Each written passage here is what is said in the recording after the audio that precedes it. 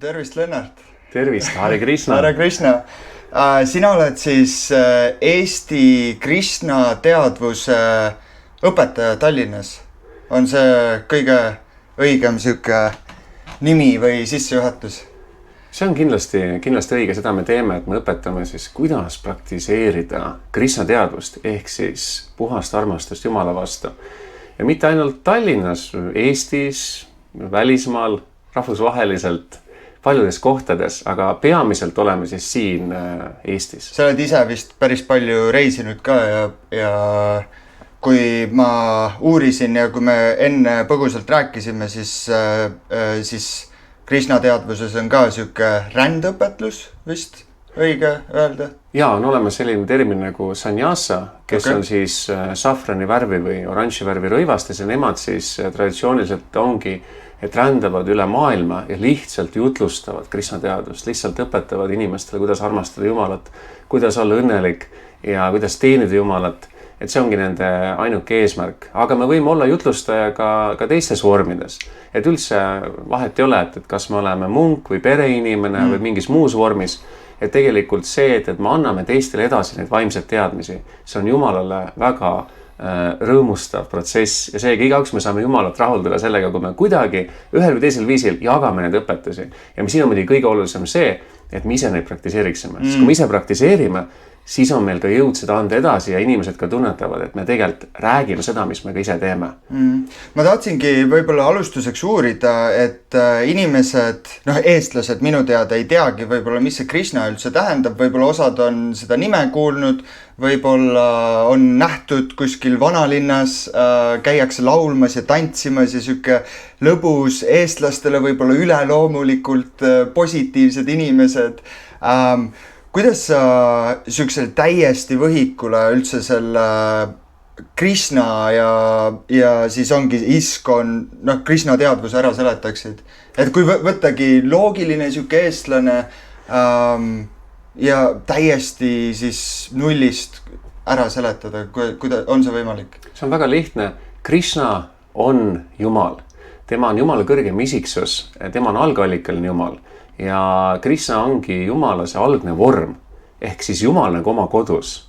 Et kus sa kodus oled loomulik, sa oled ümbritsenud oma armastavast perekonnast, sõpradest ja kõigest muust, kus sa tunned ennast kõige paremini.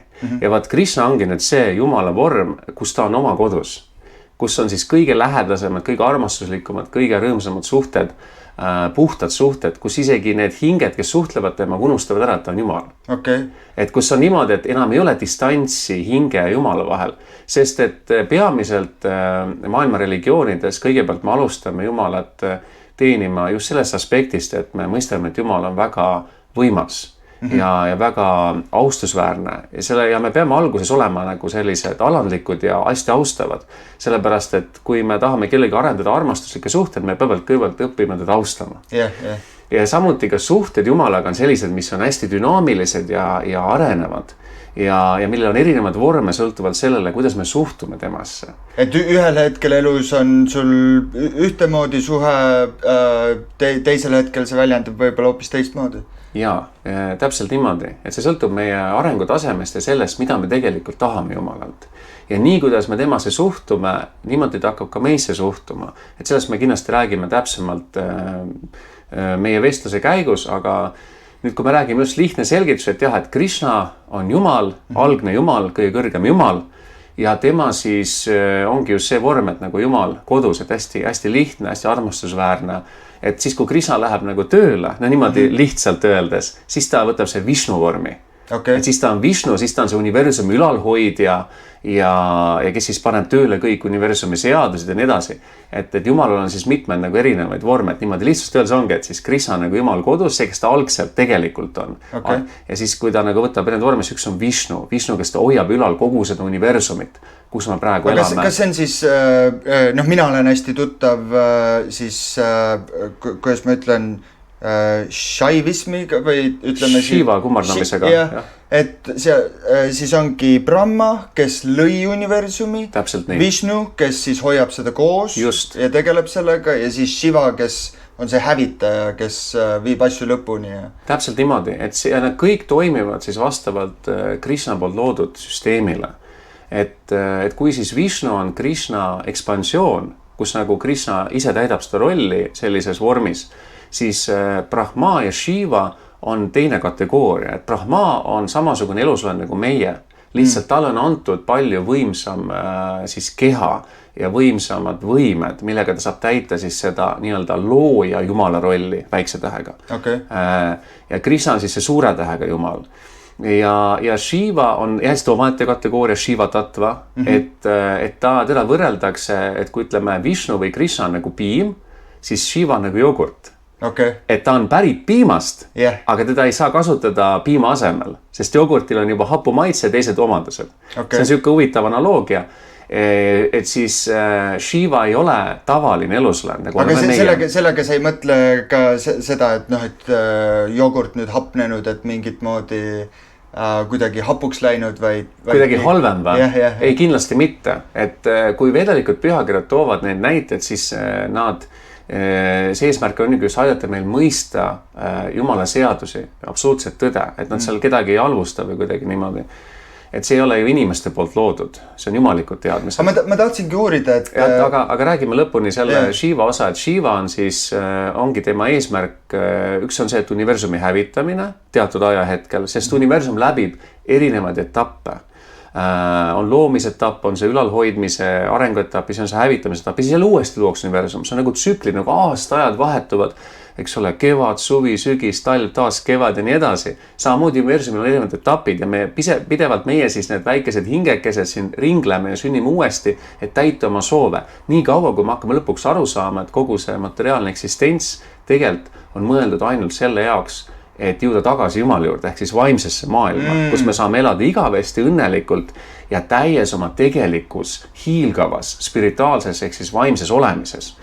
Ja kui me kasutame ka sõna nagu vaimne, et siis me ei pea silmas mentaalset või nagu nii-öelda meie mõistus, et vaimne on siis ehk siis antud kontekstis spirituaalne, ehk siis täiesti antimateriaalne, ehk siis see substants, millel pole algust ega lõppu ja mis on iseenesest täiuslik. Aga kui me räägime siis materiaalsest energiast, sellel on algus ja sellel on lõpp ja tal on alati mingisugused ebatäiuslikkused, et see on jälle oma, sest Vedad annavad meile täpselt selgitused kõigest, et kuidas mingid asjad toimivad, et seal ei ole nii, et nagu meie tõlgendamise küsimus, vaid pigem ongi see, et me saamegi asjadest aru nii, nagu nad on. Et me ei lisa midagi juurde, me ei võta ka midagi ära, me võtame asju selliselt, nagu nad on. Ja seega siis, kui praegu lõpetada see aspekt vastavalt sinu küsimusele ongi, et siis... Et Krishnast tuleb siis Vishnu ja siis Vishnu jõul siis avaldub ka Brahma ja sealt avaldub Shiva, kellel on oma funktsioonid selles universumis. Ja ka inimesed siis vastavalt oma soovidele võivad kummardada neid jumalaid siis selle oma eesmärgiga. Okay. Aga see ongi niimoodi, et Brahmad ja Shivat tavaliselt kummardatakse mingite materiaalsete eesmärkidega. Kas sa tahad materiaalseid rikkusi, materiaalset jõudu, võimu, nii edasi, mis on kõik materiaale, mis on ajutine, mida tegelikult ei soovitata neile, kes on tõeliselt tahavad vaimselt areneda. Aga siis Vishnu ja Krishna kummardamine just selleks, eriti Krishna, et siis täielikult puhastuda materiaalsetest soovidest ja täielikult taastada need soovid, ehk siis spirituaalsed soovid, mis meid täielikult rahuldavad igaveseks. Okay. Et jõuda siis selle täiesti mittemateriaalse spirituaalse algallikani. Jõuda tagasi koju. Okay. Et lõpetada see ringreis ära, et jõuda nagu selle asja tuumani tagasi. Sest me kõik tegelikult oleme pärit siis vaimsest maailmast. Praegu me oleme siin sellisel nagu reisil, kus me siis samastame ennast selle kehaga, ma arvan, et me oleme need kehad. Et sina arvad, et sa oled mees, keegi arvab, et on naine, keegi arvab, et on eestlane või venelane, keegi arvab, et ta on koss või koer. Et loomad, eks ole, loomad on eriti, nemad täituvadki vastavalt loodusseadustele. Aga kui me oleme inimkehas, siis on meil antud kõrgem arukus, et hing on siis võimeline aru saama tegelikult, mis toimub ja on võimeline siis teadvustama ennast ja samas ka Jumalat.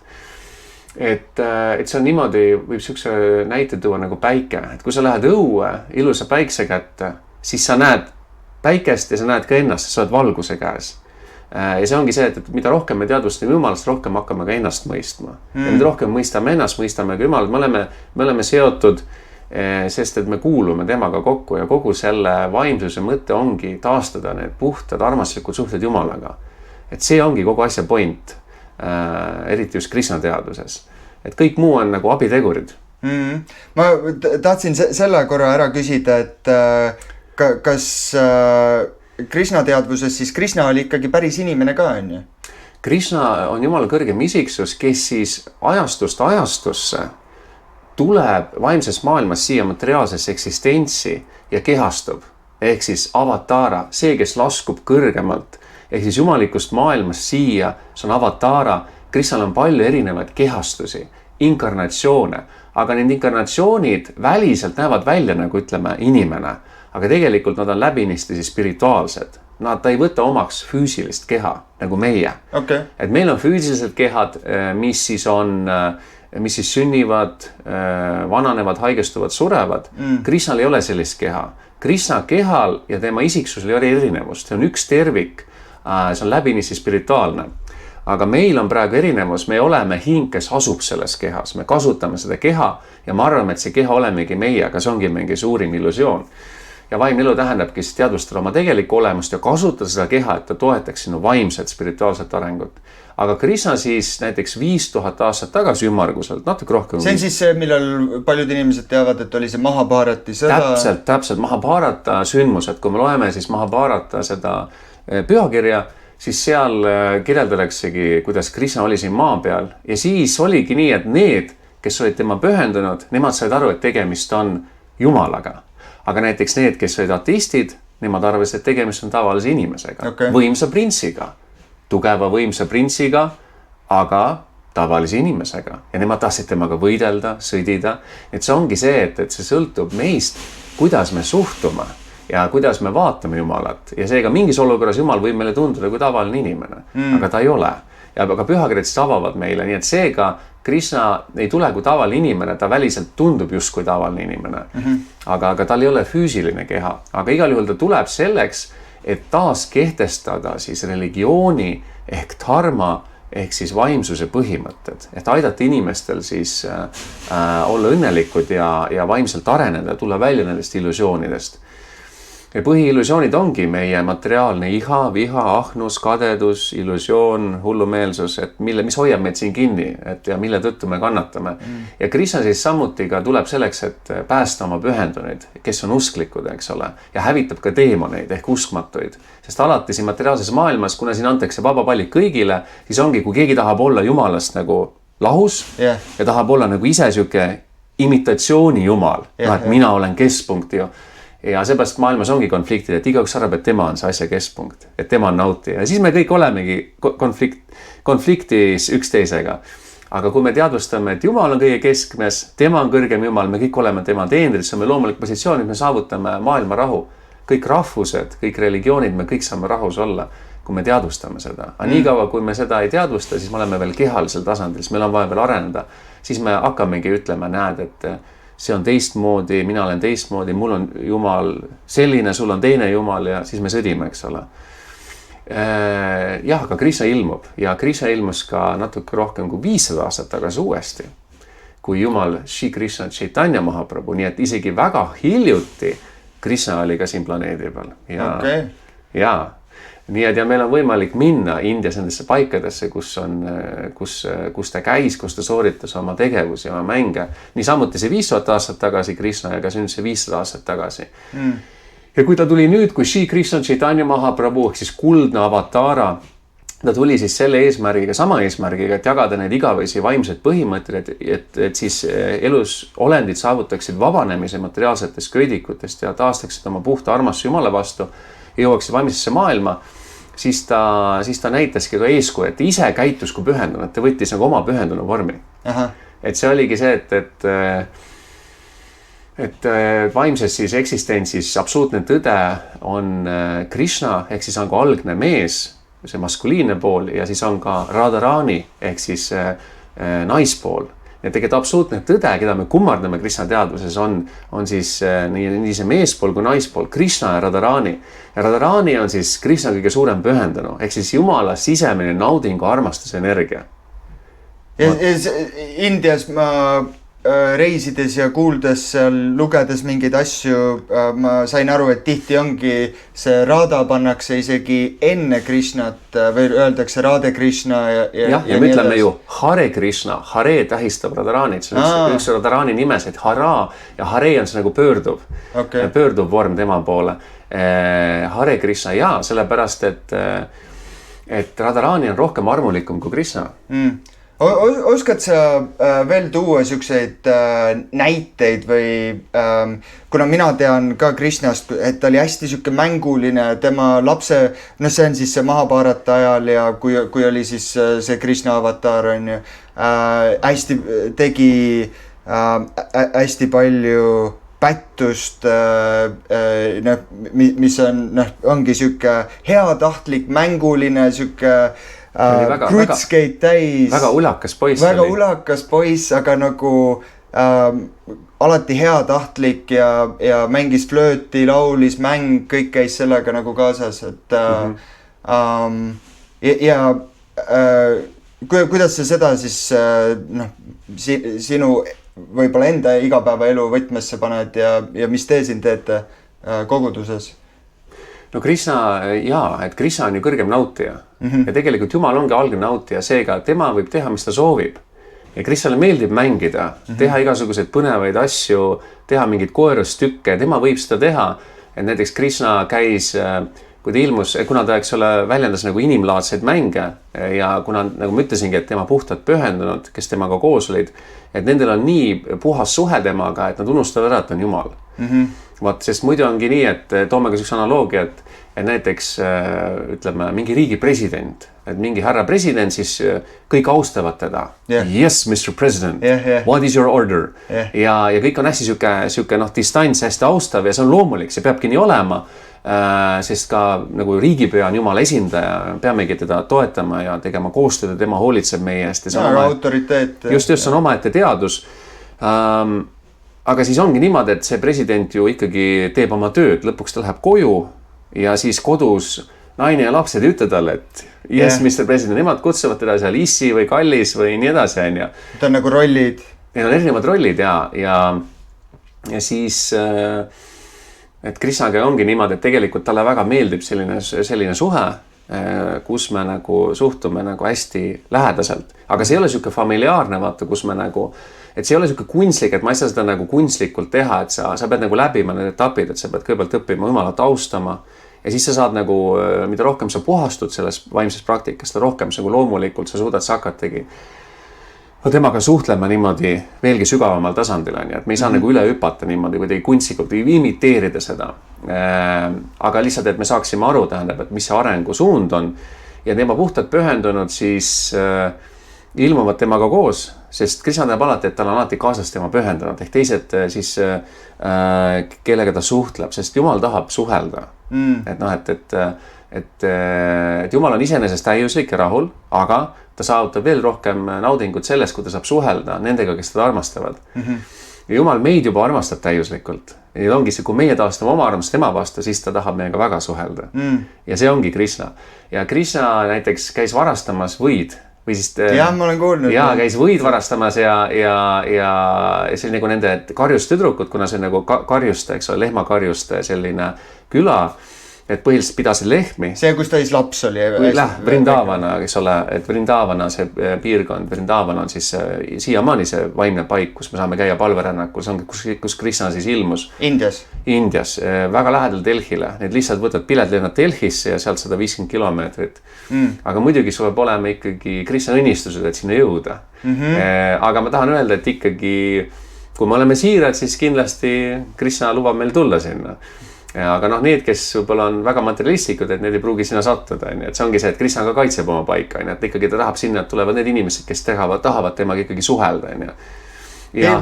Väike vahemärkus, see Indiaga on siuke veider asi, et osad inimesed lähevad sinna kuhugi Delhisse ja siis ma räägin ka, miks sa sinna Delhisse läksid, seal on 1000 erinevat vägevat kohta ja ilusaid kohti, puhtaid kohti ja siis kui sa lähed sinna linna, siis jääbki siuke et kogu India on lihtsalt selline nagu metallist ja kivist džungel ja siuksed majad ja tohutud see nagu sotsiaalmeedias ja seal niimoodi kuvatakse, aga nagu sa ütlesid, see Vrindava ja noh, mina tean ka, on igasuguseid siukseid ägedaid kohti. Jaa, et Vrindavana, Sridham Mayapur, Jagannath Puri, Rameshvara, Udupi, Rishikesh. Need on siis kõik on... Krishnaga ka seotud?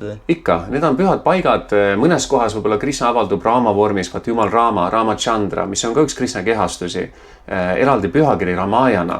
Sellest võib rääkida lõputult, on ju, et siis Ramayana siis räägitakse Krishna kehastus kui Ramana, kes oli õiglane kuningas, kes hävitas siis kõik need suured teemonid ja kes näitas seda, kuidas olla täiuslik kuningas ja liider ühiskonnas ja kuidas olla ka täiuslik abikaasa, poeg ja nii edasi, et ta näitab eeskuju, sest Jumal alati näitab eeskuju ja me peame sellest õppima, aga samas me peame aru saama, et me ei saa teda imiteerida kõiges, et mingid asjad me näitab eeskuju, mida me peame järgima, aga mingid asjad on erakordsed, mida me ei suuda teha, et just noh, näiteks nagu Krishna tõstis üles Govardhana mäe oma väikse sõrmega. Govardhana mäe, eks ole, noh, mis on nagu mingi, ma ei tea, miljonid tonne või ma ei tea, kui raske see on. Et me ei saa seda imiteerida. Ja näiteks Krishna tantsis koos karjustüdrukutega kuuvalgel ööl, kus olid, eks ole, tuhanded, isegi rohkem karjustüdrukud, aga me ei saa seda imiteerida. Et meil on ette nähtud see, et kui me oleme selles kehastunud, siis inimvormis, siis me ei saa nagu kunstlikult imiteerida Jumalat või siis vabanenud hingi. Et meil on kindel dharma antud, et me saaksime siis puhastuda ja jõuda täiuslikkuse tasandile ja seega siis ühiskonnas ongi antud põhimõtted, et siis me abiellume, meil on üks naine, eks ole, meil on üks mees ja meil on teatud põhimõtted, aga Krishna jällegi jõuame tagasi juurde, et tema on kõrgem nautija, seega kui ta käis varastamas võid, siis võib öelda, et aga see on ju amoraalne tegu, ta varastas. Aga asi on selles, et kõik kuulub talle. Kui kõik kuulub talle, siis ta ei saa ju varastada, sest kõik kuulub talle. Ja see ongi see, et mõnikord inimesed ei saagi aru nagu sellest, et neil nagu võib juhe kokku joosta, et kuidas siis nagu Jumal teeb seda, et kuidas ta läheb siis mingi tuhandete karjustüdrukutega, tantsib seal metsas, eks ole, ja kuidas ta varastab võid, aga tegelikult need ongi nagu sellised hästi magusad ja hästi puhtad ja siirad mängud, kus me siis teadvustame tegelikult seda, et Jumal on nautija ja tema saabki seda kõike teha ja me ei pea teda imiteerima, eks ole. Aga selle karjustüdrukute sellest asjast ma sain ka niimoodi aru, et noh, tänapäeva inimene mõtleb, et tantsib nüüd tüdrukutega, seal on kindlasti mingi seks ja asjad, aga ma olen aru saanud, et see oli lihtsalt tema oma elus siis kunagi naised olid igal pool ümber, aga see ei tähendanud seda, et ta nendega magaks või... Jaa, et mõnikord ongi, et inimestel, kellel puuduvad teadmised, siis nad teevad vale järeldus ja mõtlevad, et Krishna oli mingi seksi jumal või selline, aga see ongi vale järeldus ja see on vale tõlgendus, et Krishna on Jumala kõrgem isiksus, seega kõik naised, kõik kuuluvad juba talle niikuinii.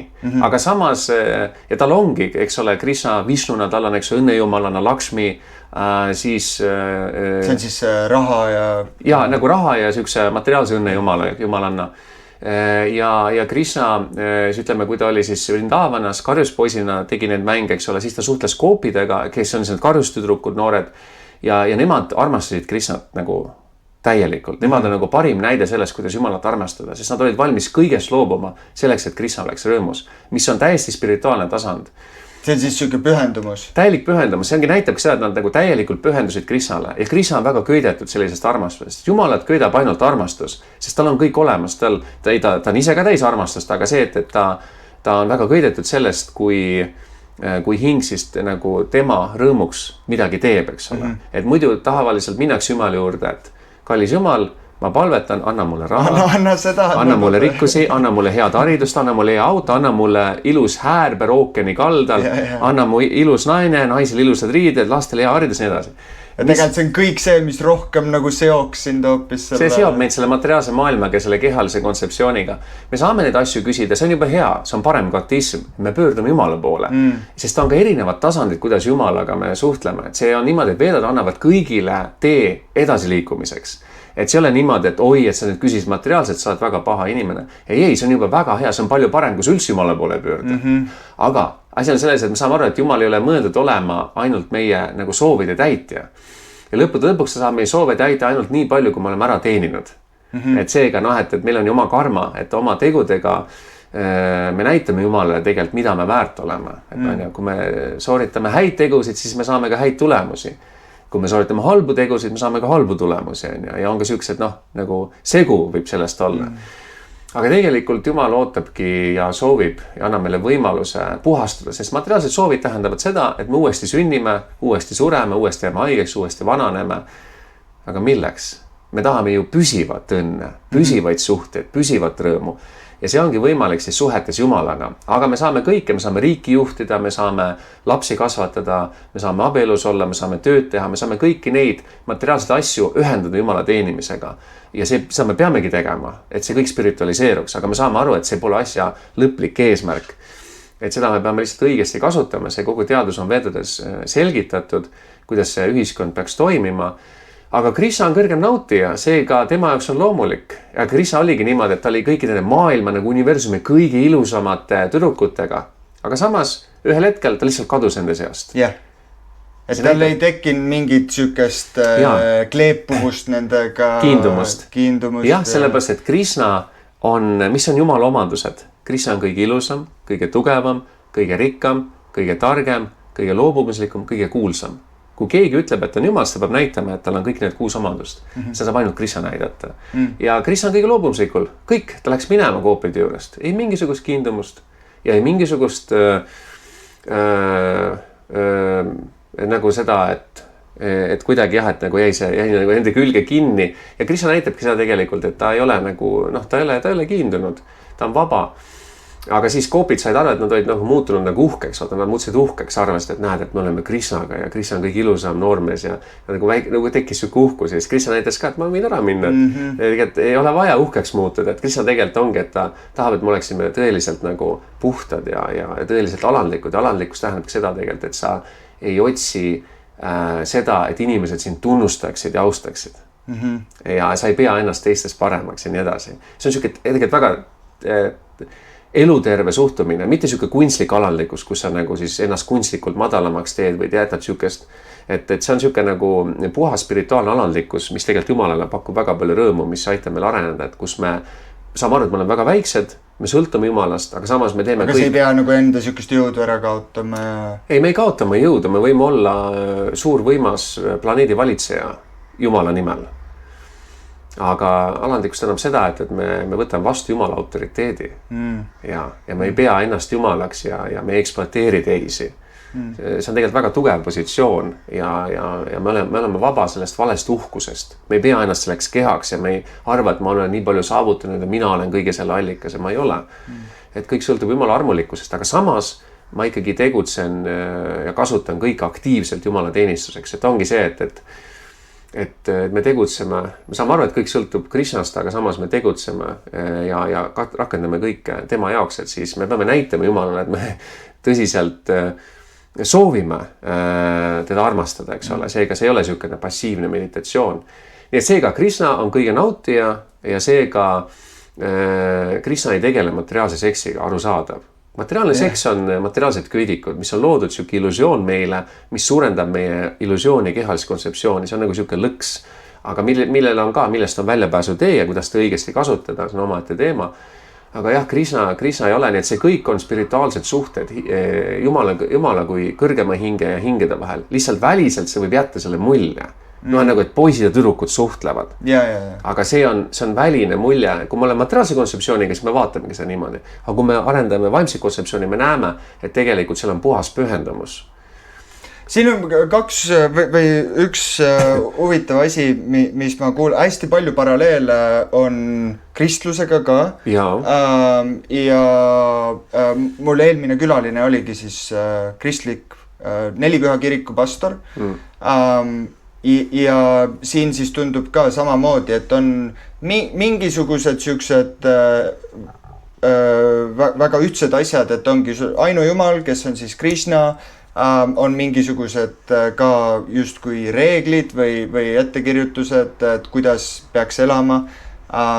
Mis siis, kuidas need kaks asja, kas need konflikteeruvad religiooni tasandil siis kristlus ja Krishna teadvus või saavad nad läbi või oskad sa seda kommenteerida kuidagi?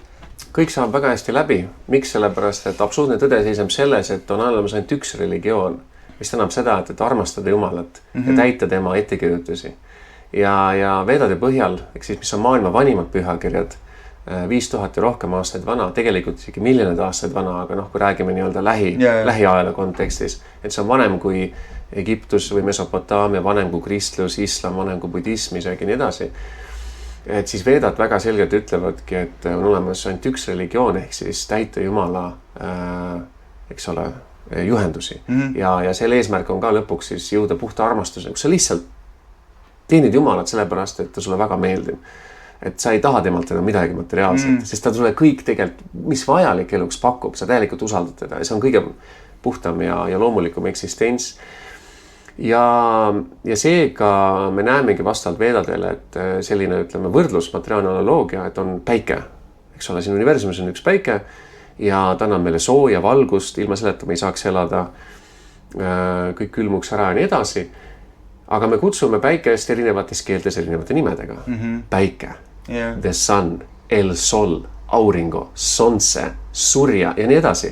Aga me tähistame ühte sama objekti, mis sõltuvalt erinevast nimest ei muuda oma funktsiooni ja mis kõigi meie peale särab ja annab meile valgust. Samamoodi, Jumalal on palju erinevaid nimesid, aga tema jääb ikkagi Jumalaks ja tema funktsioon jääb üheks ja samaks. Samamoodi ka meie. Seega, Jumala nimed Krishna, Vishnu, Rama, Allah, Jehova, Buddha, nii edasi, need kõik on ühe sama Jumala nimed vastavalt Vedadele.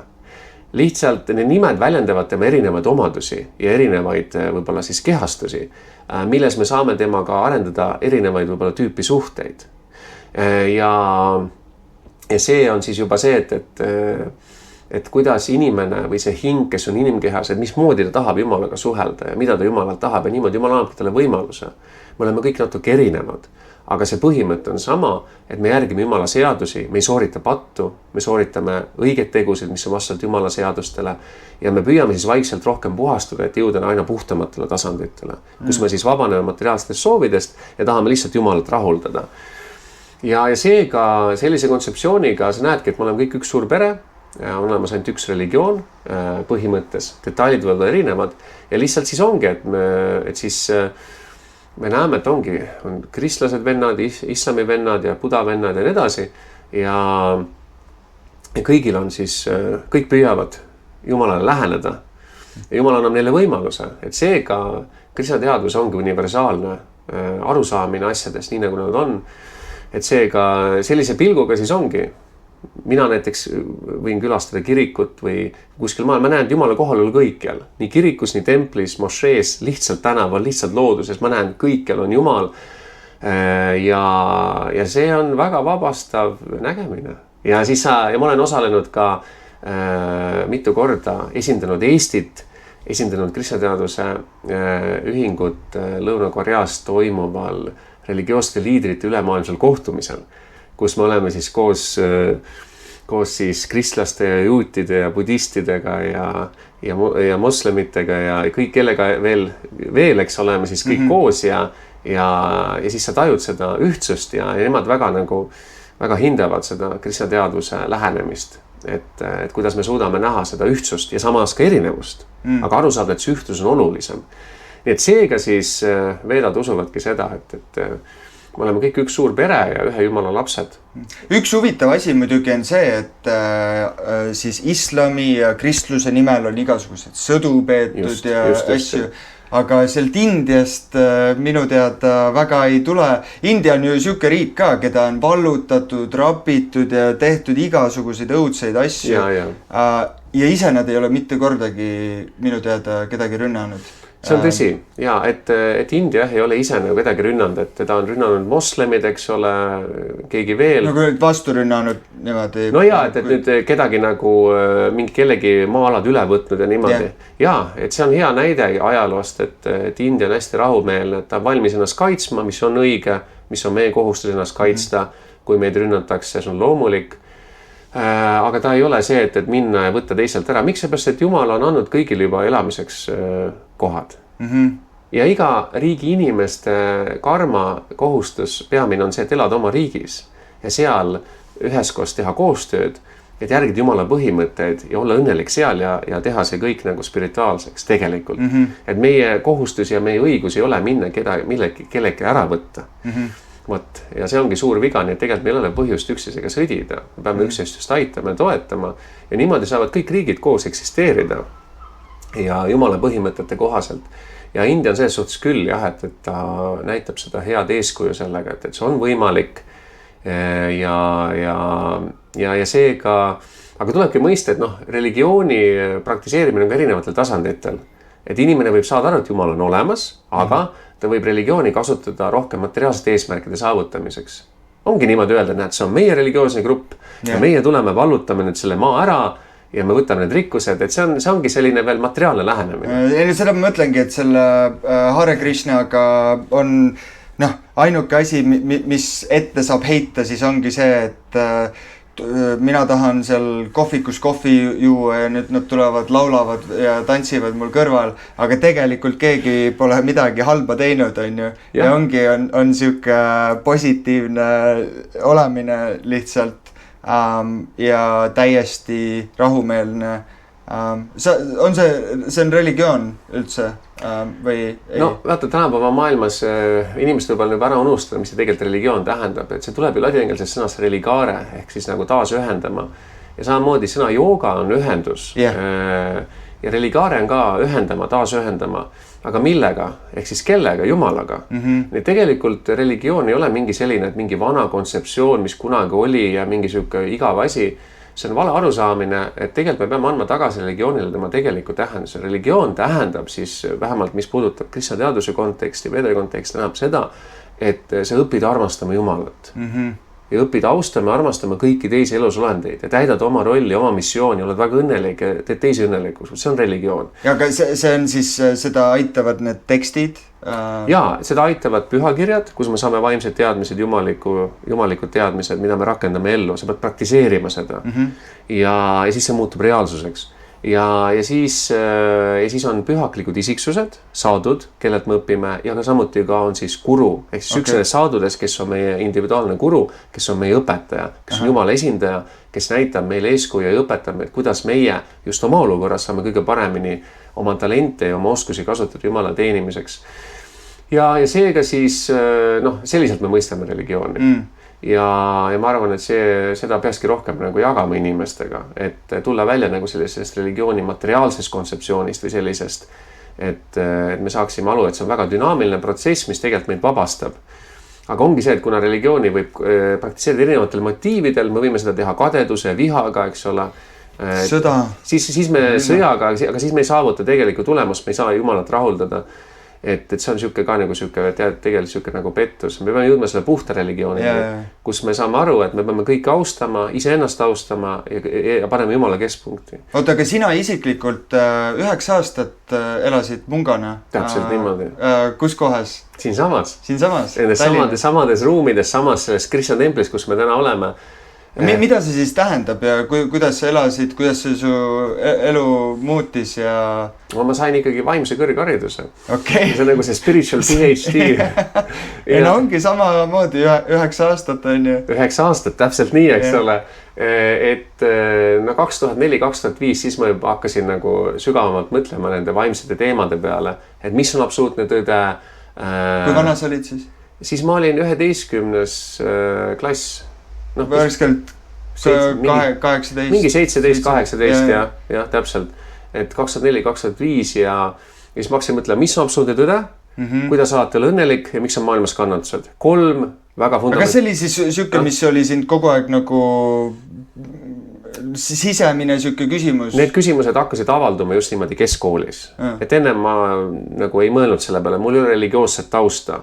Et ma olen nagu sellisest nii-öelda tavalisest klassikalisest Eesti perest, kus ei olnud sellist religioosset tausta või religioosset konteksti. Aga siis keskkoolis siis võt need küsimused kuidagi avaldusid. Ja nüüd ma muidugi saan aru, miks ja kuidas, aga oluline see, et siis ma hakkasin lugema kõiki erinevad vaimsed tekste. Ma lugesin kristlusest, islamist, joogast, veedadest, judaismist, šamanismist, budismist ja nii edasi. Ja filosoofiast, klassikaline filosoofia, lääne filosoofia, ida filosoofia, Aristoteles, Platon, siis taoism ja nii edasi. Ja jõudsid Krishnani. Ja selle kõige seas väga palju mind aitas meie enda selline tuntud müstik ja õpetaja oli Gunnar Aarma. Ja Gunnar Aarma raamatust ma saingi nagu aru tegelikult, et kõik need religioonid on seotud ja Jumal on üks. Ja siis võt seal keskkoolis ma nagu mingil hetkel lihtsalt teadustasin, et Jumal on olemas. Jumal on olemas ja tema on ka absoluutne tõde. Ehk siis mitte et mis, vaid kes. Isiksus, Jumal isiksus ja ühendus temaga, suhted temaga ongi selle tegeliku õnne allikas, mida me nii väga otsime ja me tahame, see püsiv, aina suurenev õnn.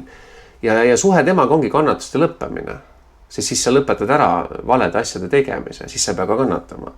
Kannatused on ju tegelikult nagu õppetunnid, mis nagu annavad... Sinu jaoks juhtus siis, on kannatused läbinud? No suuremas osas küll, jah. Aeg-ajalt ikka Krishna tuletab meelde. Kuule, et seda asja võib-olla tee niimoodi, et sa nagu intuitiivselt tunned ära, et Krishna ikka annab, aga tavaliselt ongi, me nagu õpime kannatustest, et midagi teeme valesti, et siis teha õigesti.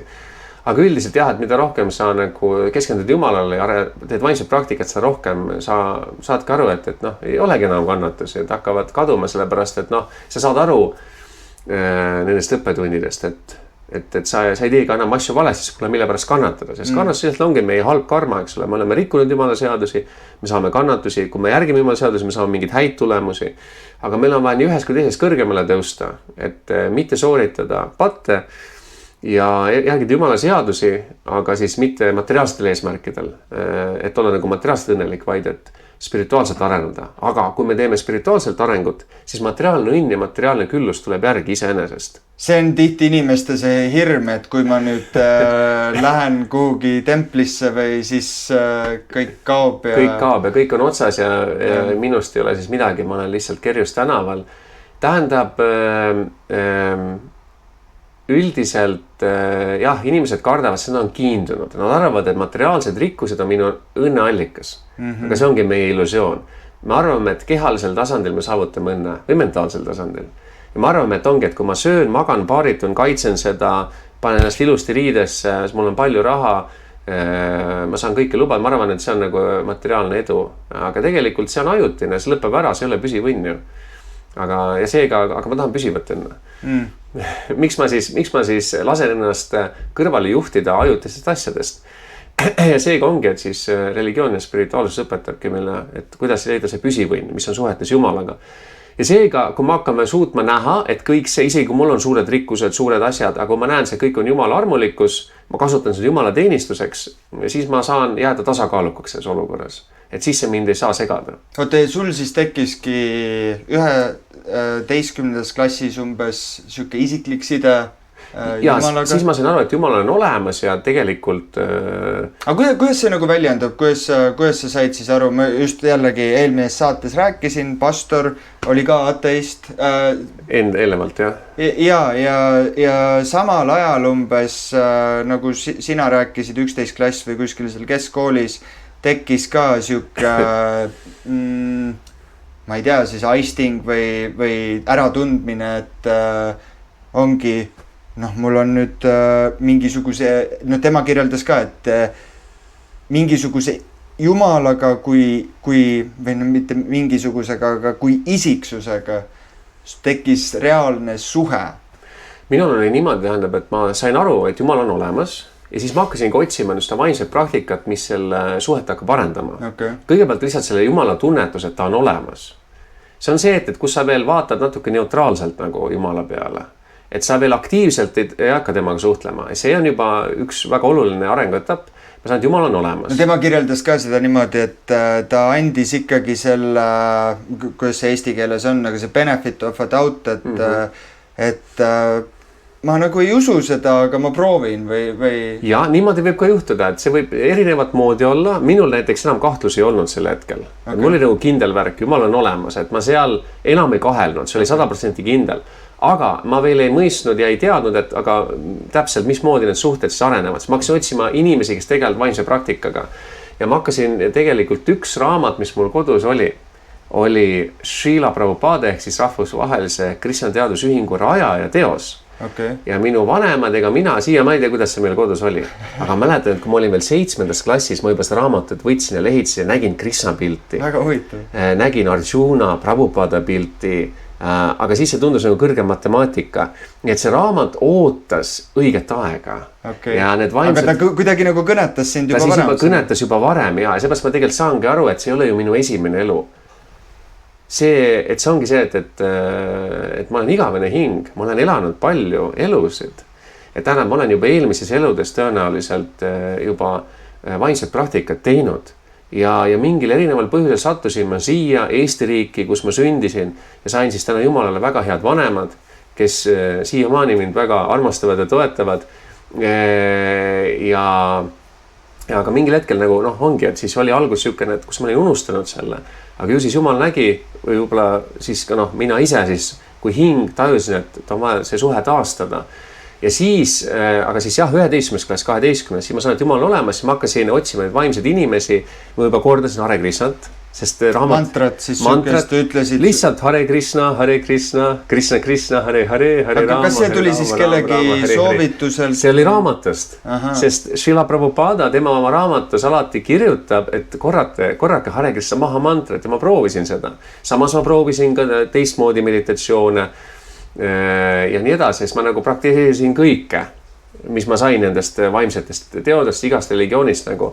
Et seega ma ei olnud veel teinud ühte valikut konkreetse praktika kasuks. Okay. Ja siis, kui ma lõpetasin 12. klassi, natuke võib-olla enne seda, minu vanem õde, kes oli käinud igal pool erinevates vaimsetes kohtades Tallinnas ja sealhulgas ka Krishna templis. Kas oli siis siin samast Tallinnas? See on aastast 1998. Okay. See on juba 28 aastat see Krishna tempel. Okay. Nii et... Tema siis oli siin käinud? Ta oli siin käinud jah, samas templis nagu osalenud ja tema nägi, et kuule, sa loed ju Krishnaitide raamatut. Neil on tempel, sa peaksid minema Krishna inimeste juurde. Ma ütlesin, wow, kus kohas? Näita mulle. Sest ma just tahtsingi leida nagu kontakti mingite inimesse, kes praktiseerivad. Yeah. Ja siis Krishna Jumal vastaski mulle nagu väga ruttu andiski, et mine Krishna templisse. Ja 2005 aasta siis ma tulin siia juulikuus esimest korda, juunikuus. Juuni alguses pärast keskkooli lõpetamist tulin siia templisse ja küsisin, et kunas teil mingi üritus, siis tulge pühapäeva programmile. Okay. Ja siis 2005, eks ole, juunis ma tulin siia. Ja siis alguses tundus väga kummaline, et kõik nagu laulavad, tantsivad. See tundus nagu väga, väga kummaline ühe eestlase jaoks, et selline tantsimine ja laulmine. Kuidas oli see süüke nagu lihtsalt võõras või? See tunduski nagu kummaline, et tundus, et ma ei saa nagu aru, et mis praktika see on. Et justkui nagu mingi religioon, aga siis pidu käib ka... No niimoodi mina isiklikult ei mõelnud, et ma saan aru, et see on kõik vaimne protsess, aga mulle nagu minu arusaamine rohkem oli selline võib-olla budismilaadne, et sa pead istuma maas, mediteerima vaikselt, aga selline, et sa nagu laulad, tantsid, et kuidagi nagu ei saa nagu aru sellest. Aga siis tuli loeng pärast laulmist ja tantsimist. Loengust ma sain juba rohkem aru, sest seal vaata räägiti filosoofiat ja karma ja mantra ja mulle väga vedas, sest et Krishna oli väga armulik, Jumal oli väga armulik, et korraldas üks vaimne õpetaja, üks guru. Venemaalt kuulus Bhakti Vigyan Goswami, tema andis loengud ja ma sattusin kohe guru loengule. Okay. Ja loengus ma sain rohkem aru ja siis pärast loengut siis tuli pidusöök. Kuulus Hare Krishna taimede pidusöök ja vaat sellest ma sain 100% aru. Sellepärast, et ma olin juba lugenud Gunarama teostest, kui oluline on olla taimetoitlane vaimsel teel. See on eetiliselt vajalik, see on vaimselt vajalik, see on majanduslikult, igas aspektis see on kasulik. ja maitseb hästi. Ja nüüd ma saan aru, et see maitseb hästi. See oli nagu kinnitus mulle, kuule, kui taimetoit on nii hea, siis pole raske olla taimetoitlane. Ja see oli nagu siukene väga siukene jumalik ilmutus, et ma sain aru, et ma saingi kinnituse, et taimetoitlaseks ma hakkan nüüd ja tänases päevas peale. Nii oligi. Ja niimoodi käiski. Niimoodi käiski. Väga huvitav. See minul oli ka, kuidagi ma sattusin ja ma ei teinud kunagi seda otsust, et ma hakkan vähendama liha või taimetoitu sööma. Ja ka samamoodi kuidagi nagu ise juhtus see asi. Käis päeva pealt? No mitte otseselt, aga ma ei teinud seda otsust ja ma natuke vähem sõin, natuke vähem järsku ei söönud. Kuidagi loomulikult kulges. See on väga hea, see on väga vedanud ja mul on ka, ja ma mäletan, et siis pärast seda tuli jaanipäev. Ja siis ikka nagu soovitati, nagu ikka tavaline eestlaste ümbrusringkond, söö ikka seda lihasust. Ja siis ma sain, okei, ma söön. Ma mäletan, pärast seda ma kõik oksendasin välja. Ma sain aru, et keha juba ütles, et kuule. Aga see olid just enne nagu söönud ka, et see ei olnud see, et sa polnud mitu aastat söönud? Ei olnud hea, aga see on see, et mina saan aru, et keha ja jumal näitasidki mulle, et kuule, et sa oled juba aru saanud, et liha ei ole vaja. Et sa ära kunstlikult söö ja see oli nüüd see lõplik viimane kord, et ma saan aru, et ma ei pea nagu kuulama teiste mingisuguse ebapraktilise soovitusi, et nad ei mõista seda veel. Aga siis oli kindel värk ja siis oligi nii, et siis ma läksin Tartu Ülikooli õppima 2005 hispaania keel ja kirjandus. Cantamos los santos nombres del Dios, señor Krishna, la suprema personalidad del Dios. Et sa oskad Krishna siis õpetusi anda edasi nüüd ka Hispaania keeles. Jah, kui vaja. Okay. Ma ei ole nüüd kuskil Ladina-Ameerikas Hispaanias käinud, aga igal juhul tol ajal ma seda õppisin. Aga jah, keeled on mul üks talent, et mul on lihtne õppida uusi keeli, üldse nagu keeltega suhestuda. Aga ma ise praegu peamiselt eesti, inglise ja vene keeles siis õpetan, mis on teadvust. Aga Hispaania keelne maailm on kindlasti avatud, et minna see keelekeskkonda siis kindlasti siis väga ruttu saab nagu kohaneda, kuigi ma niimoodi praktiliselt ei kasuta hispaania keelt. Ja siis Tartus siis elades ma otsisin üles Tartu Hare Krishna templi, mis oli täiesti olemas ja seal olid ka tudengitest pühendunud. Ja siis Tartus nad ütlesid, et tuleb sügisel, oli vist kohe septembris või oktoobris, kohe alguses, esimese õppeaastal tuleb üks guru. Hare Krishna guru ja annab loengut tule osalema. Muidugi ma läksin Tartu Ülikooli raamatukokku ja seal andis loengut ei keegi muu siis, kui tema armulikus Sankarshan Dasadikari, kes on Srila Prabhupada, Krishnateadvuse ühingu rajaja, otsene õpilane. Kes siis 1900... Srila Prabhupada pilt on meil siin. Ja siin kõrval on Srila Prabhupada enda guru pilt ja siin on tema guru pilt. Ja siis on Srila Prabhupada guru isa pilt, kes oli ka guru, et see on nagu õpilasjärgnevuse ahel. Ja tegelikult see õpilasjärgnevuse ahel nagu läheb läbi seda liini pidi tagasi Krishnani. Et see on nagu selline kindel ahel. Kas Krishnani siis see, kes Krishna oli... nagu taas kehtestaja või nii, see oli vahepeal kaduma läinud need õpetused, et Krishna tuli ja taastas. See on siis see Mahabharati... Täpselt, sel ajal siis 500 aastat tagasi. Et see ongi nagu, et siis õpetaja annab õpilasele, õpilasest saab ka pärast õpetaja, tema annab edasi, niimoodi see elusalt läheb edasi. Ja siis ka nüüd meie oleme saanud selle ja ka meie peame nüüd olema seda edasi andma. Ja niimoodi nemad annavad edasi, et see jätkuks, et see ahel ei katkeks, et see läheks edasi ja kõikide elusolendite hüvanguks ja kogu maailma õitsenguks, et vaimsed teadmised toimiksid ja annaksime edasi. See on väga suur missioon ja vastutus, aga me oleme väga õnnelikud, et me saame selles osaleda. Ja siis Tartu Ülikoolis sellel loengul olles ja pärast ka templis need loengud kuulates, siis ma esitasin küsimusi ja siis ma teadvustasin seda, et sain jumaliku ilmutuse ja ma kogesin seda, et ma tegelikult kuulun igavesti kokku Krishnaga. Just selle jumala vormiga, algallikalise jumalaga. Ja tegelikult ma lihtsalt olen olnud praegu illusioonis, aga nüüd see mälu tuleb tagasi ja see oli väga erakordne ja väga positiivne kogemus ja ma sain aru, et just see guru mängis olulist rolli, et tema nagu andis selle lõpliku kinnituse, et tegelikult sul ongi vaja lihtsalt praktiseerida bhakti joogat ehk siis armastust jumala vastu, Krishna teadvust, et sa ei pea enam otsima. Samuti sa ei pea tegema mingisugust sellist vaimset kokteili, et midagi kristlusest, midagi islamist, midagi siit-sealt. et see on kindel tee, siin on kõik olemas, et sa tõi näite, et noh, veedad on nagu selline maailmavanim religioon, et see on kõige põhjalikum, see on nagu suur täielik sõnaraamat, kus on kõik asjad olemas. Aga siis mõnedes teises religioonides, et seal ei ole nagu nii mahukalt ja nii põhjalikult, seal on põhiasjad, samuti nagu väiksem taskusõnastik. Aga suures sõnastikus on kõik sõnad, mis on väikses sõnastikus, aga on veel rohkemgi, eks ole. Et seega tegelikult veedad annavad meile kõige põhjalikumad teadmised Jumalast. Oota, sa said ilmutuse, mis see tähendab? No see oli isiklik kogemus, ta on raske niimoodi sõnades edasi anda, aga see oli selline lihtsalt, et kus ma lugesin Krishna raamatut pärast Guruga kohtumist ja kus lihtsalt sa oma südames koged seda, et sa kuulud Krishnaga kokku, et see on siukse kindel tunnetus, mida sa ei saa nagu ette kujutada, vaid see tuleb, kui sa täielikult ma sain aru, et ma kuulun kokku Krishna nüüd kutsub mind tagasi enda juurde ja nüüd ei ole enam midagi vaja otsida, vaja lihtsalt sukelduda sellesse praktikasse. Ja nii oligi 2005 sügis. Ja siis ma hakkasingi praktiseerima ja pärast ülikooli 2009 ma tulin tagasi Tallinnasse ja siin natuke töötasin ja käisin väga aktiivselt templis, osalesin. Ja 2010 oli meil siis esimene Tallinna Radhajaatri üritus, kus me siis suure kaarikuga viisime Krishna siis sõitma ja laulsime, tantsisime, mis nüüd tuleb ka meie aja järgi siis sel pühapäeval. Me teeme seda traditsiooni jätkame ja ma aitasin tol korral seda väga korraldada pühendunutel. Saime need kooskõlastuse linnavalitsusega ja nii edasi ja kõik panime paika ja nii edasi aitasime teha, ette valmistada. Ja pärast seda selle festivali õhtul, siis suvel 2010, siis selle templi siis liider ja peamunk Ananda Vardana, tema siis ütles mulle, kuule, aga Lennart, äkki ühined templiga, jutlustame koos. Ja sel hetkel ma sain aru, et see on Krishna räägib tema kaudu, et pakub mulle võimaluse minna veelgi sügavale vaimses praktikasse. Me nüüd vastame selle küsimusele, et kuidas ma mungaks sain 9 aastat.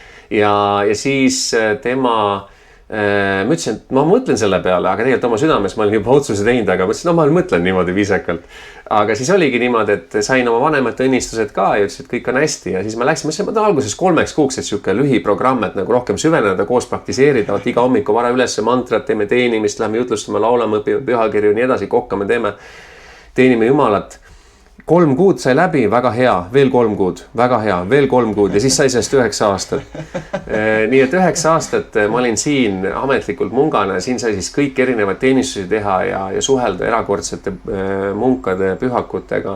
Me tegime väga palju olulist üheskoos ja väga palju arengut. Ja siis nüüd viimased juba 6 aastat, varsti saab 7 aastat, siis ma olen nagu keskendunud sellele, et siis nagu rohkem käia ja jagada neid teadmisi. Elan siis nagu templis väljaspool kodus, aga nüüd siis Krishna niimoodi korraldanud, et ma olen jällegi väga tihedalt seotud see templiga, et nüüd ma olen juba aasta aega selle templi juhatuse liiget. Ja siis Krishna nagu kutsus rohkem tagasi, et on vaja aidata ja teha rohkem koostööd siin ja mida me siis hea meelega teeme, et see on suur vastutus, et siis meil on see nagu meie see nii-öelda liidrite meeskond, et me siis et ilusti kõik areneks edasi ja et meie see tempel ja kogukond ilusti toimiks, et me siis tegeleme sellega. Et praegu ma olengi rohkem viimased paar aasta keskendunud Eestile. Aga muidu ma siin väga tihti olen Indias käinud jutlustamas, loengud andnud ja pühades paikades palverännakutel. Neil vist väga meeldib ka, kui tuleb heledama. Lääne inimene ja räägib Krishnast väga meeldib, sellepärast et nad näevad, et kui nagu mingi välismaalane võtab omaks selle Krishna põhimõtted ja see on ju meie kultuur, siis me peame ise ka tõsisemalt sellega tegema, mitte imiteerima Ameerikat, seda nagu materialistlikku kultuuri. Et see on endale hea eeskuju. Siis tänapäeval me peamegi üle maailma rohkem muutuma spirituaalsemaks, vastavalt oma traditsioonile, kas kristluse kaudu või millegi muu kaudu. See on ainuke pääsetee meile, et lahendada praegu olevad probleemid ja raskused, mis on tekkinud kõik sellest, et me oleme unustanud Jumala ja me oleme igasuguseid patte, igasuguseid jamasid teinud, aga me saame kõike seda nagu tasakaalustada, kui me muutume loomulikumaks ja õpime armastama, austama kõik elavat Jumalat ja hakkame õigesti käituma vastavalt pühakirjadele. Et see on see, mida ma kõik innustan nagu, et järgige neid põhimõtteid, mis Jumal teile andnud vastavalt teie kontekstile aga tehke seda siis ausalt ja siiralt ja leidke üles, eks ole, siis oma suhe Jumalaga. Et see on hästi oluline. Aga jah, et veel Indias, Lõuna-Koreas, Lätis, Leedus, Soomes, et kus ma siis olen nagu vahepeal käinud nagu siis jutlustamas või aktiivsemalt viimase 6 aasta jooksul. Aga nüüd rohkem nagu tegeleme Eestiga. Aga ma mõtlesingi, et te käite rääkimas ja siis eesmärk oleks see, et inimesed rohkem siis looks ka oma sideme Jumalaga, aga see ei tähenda alati siis seda, et tuleb nüüd 9 kuuks või 9 aastaks mungaks minna, et ma tean, Indias on hästi suur hirm on peredel, et laps, seal on see spirituaalne traditsioon on nagu kultuuri põimitud ja kui nüüd keegi tahab ashramisse või kuhugi minna, siis tervel perel tekib suur hirm, et nüüd me kaotame oma lapse ära, et ja ei tohi tegelikult karta, et see on suur õnnistus perele tegelikult, sellepärast, et kui keegi läheb ja süveneb täielikult siis Jumala teenimisse ja teeb seda õigesti, siis tegelikult ta toob vabanemise ja hüvangu kõikidele sugulastele.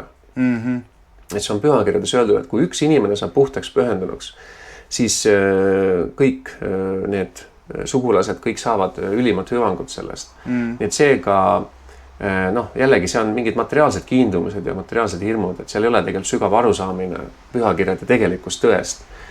Aga eks see materiaalne maailm praegu ongi Kali ajastu, kus on rohkem materialismi ja kus me rohkem oleme kiindunud ja kardame materiaalselt.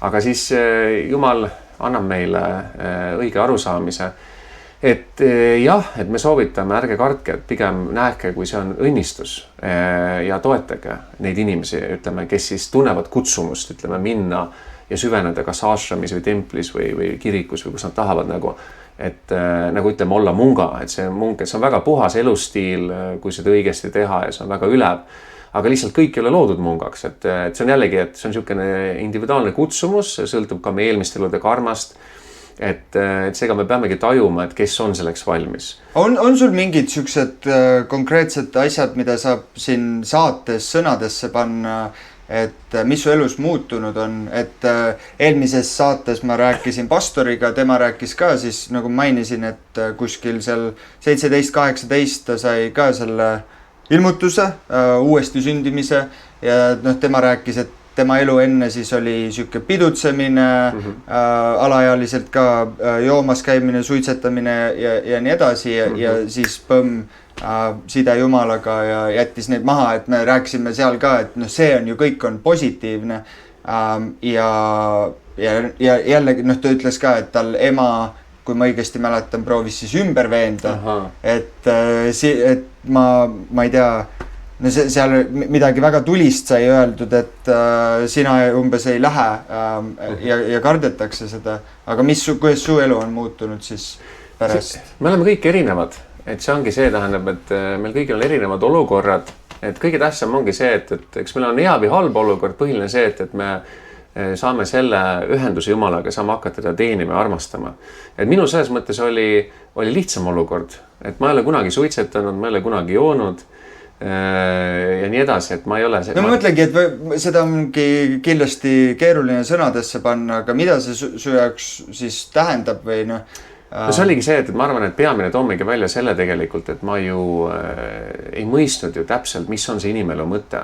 Et seega ma püüdsin lihtsalt nautida seda maailma erinevatel viisidel, aga ma sain aru, tähendab, et see tegelikult ei too lõplikku rahu ja õnneni, aga kui ma sain aru, tegelikult ma kuulun Jumala Krishnaga kokku ja tegelikult see ongi asja point kõikide traditsioonide ja kõikide pühakirjade kohast ongi, et see suhe Jumalaga, siis ongi, siis kõik muutub paremaks, et siis saad ise rohkem omad armastust Jumala vastu, teiste vastu ja sa palju rohkem saad siis teisi aidata ja teisi toetada, et ma arvan, et minu puhul peamine ongi see, et ma näen, et minu missioon, kui see hing, et ma saan nagu teisi hingi aidata, et anda neile need teadmised. Et see annab sükest täitumise tunnet? Jaa, kindlasti, et see ongi see, et ma näen, et minu roll ongi olla õpetaja, et õpetada sellises vormides, nagu ma suudan nii hästi kui võimalik olla nagu selline vahendaja, eks ole, nende teadmised, mis tulevad Gurult ja Prabhupadalt ja algselt Krishnalt.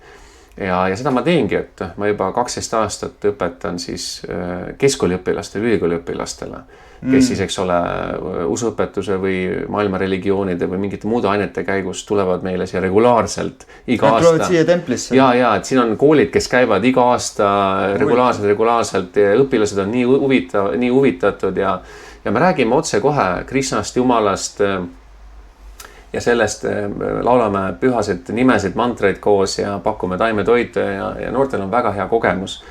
Nii et sellega ma tegelen, et anda nagu sellele uuele noorele põlvkonnale seda head kogemust, mis on vaimne elu.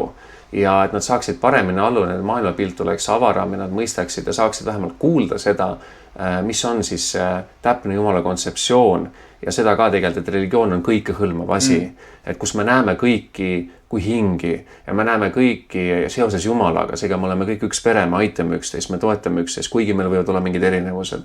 Et see on see vaimne kontseptsioon, kus me tõuseme kõrgema nendest kahesustest ja materiaalsetest konfliktidest ja kannatustest, on ju, mis tuleb lihtsalt valest suhtumisest. Ja siis, et siis ongi ja siis kindlasti läbi kokkamise, et see on ka see läheb kõigile peale, on ju. Jaa, et armastus käib kõhu kaudu, et see on kuulus traditsioon meil teha nagu armastusega süüa, taimetoitu pakkuda Jumalale ja siis see muutub pühitsetuks ja see on Krishna prasadam, Krishna armulikus toidu vormis. Et tihti ka ma õpetan siis inimestele, kuidas teha armastusega toitusid. See on minu meelest väga huvitav, mina olen ka seda rakendanud või väga suur vahe on see, kui teha lihtsalt retsepti järgi või siis tunnetada ja sul tekib siuke suhe, nuusutad seda maitseainet ja paned sisse ja ei saagi halba toitu sellest nagu tulla. Ja muidugi, me peame nagu ikkagi teadlikult tegema ja kõige olulisem aspekt on see, et me teeme selle toidu valmis ja siis me pakume, et kallis Jumal, söö sina kõigepealt, siis ta saab pühitsetuks. Ja seda saame teha igaüks, et see ei ole midagi keerulist. Et Jumal on väga lihtne selles mõttes, et ta väga siiralt võtab vastu, kui me siiralt pakume. Ja siia siis meie tegelikult, kuidas meie tutvusime, ma tulin ka siia sõbraga, me oleme alati tahtnud tulla siia Krishna templisse ja millal siis ikka tulla, kui selle söömise ajal, sest et siin pakutakse head toitu ja tasuta. Kas see on siuke väike turundusnõks ka või?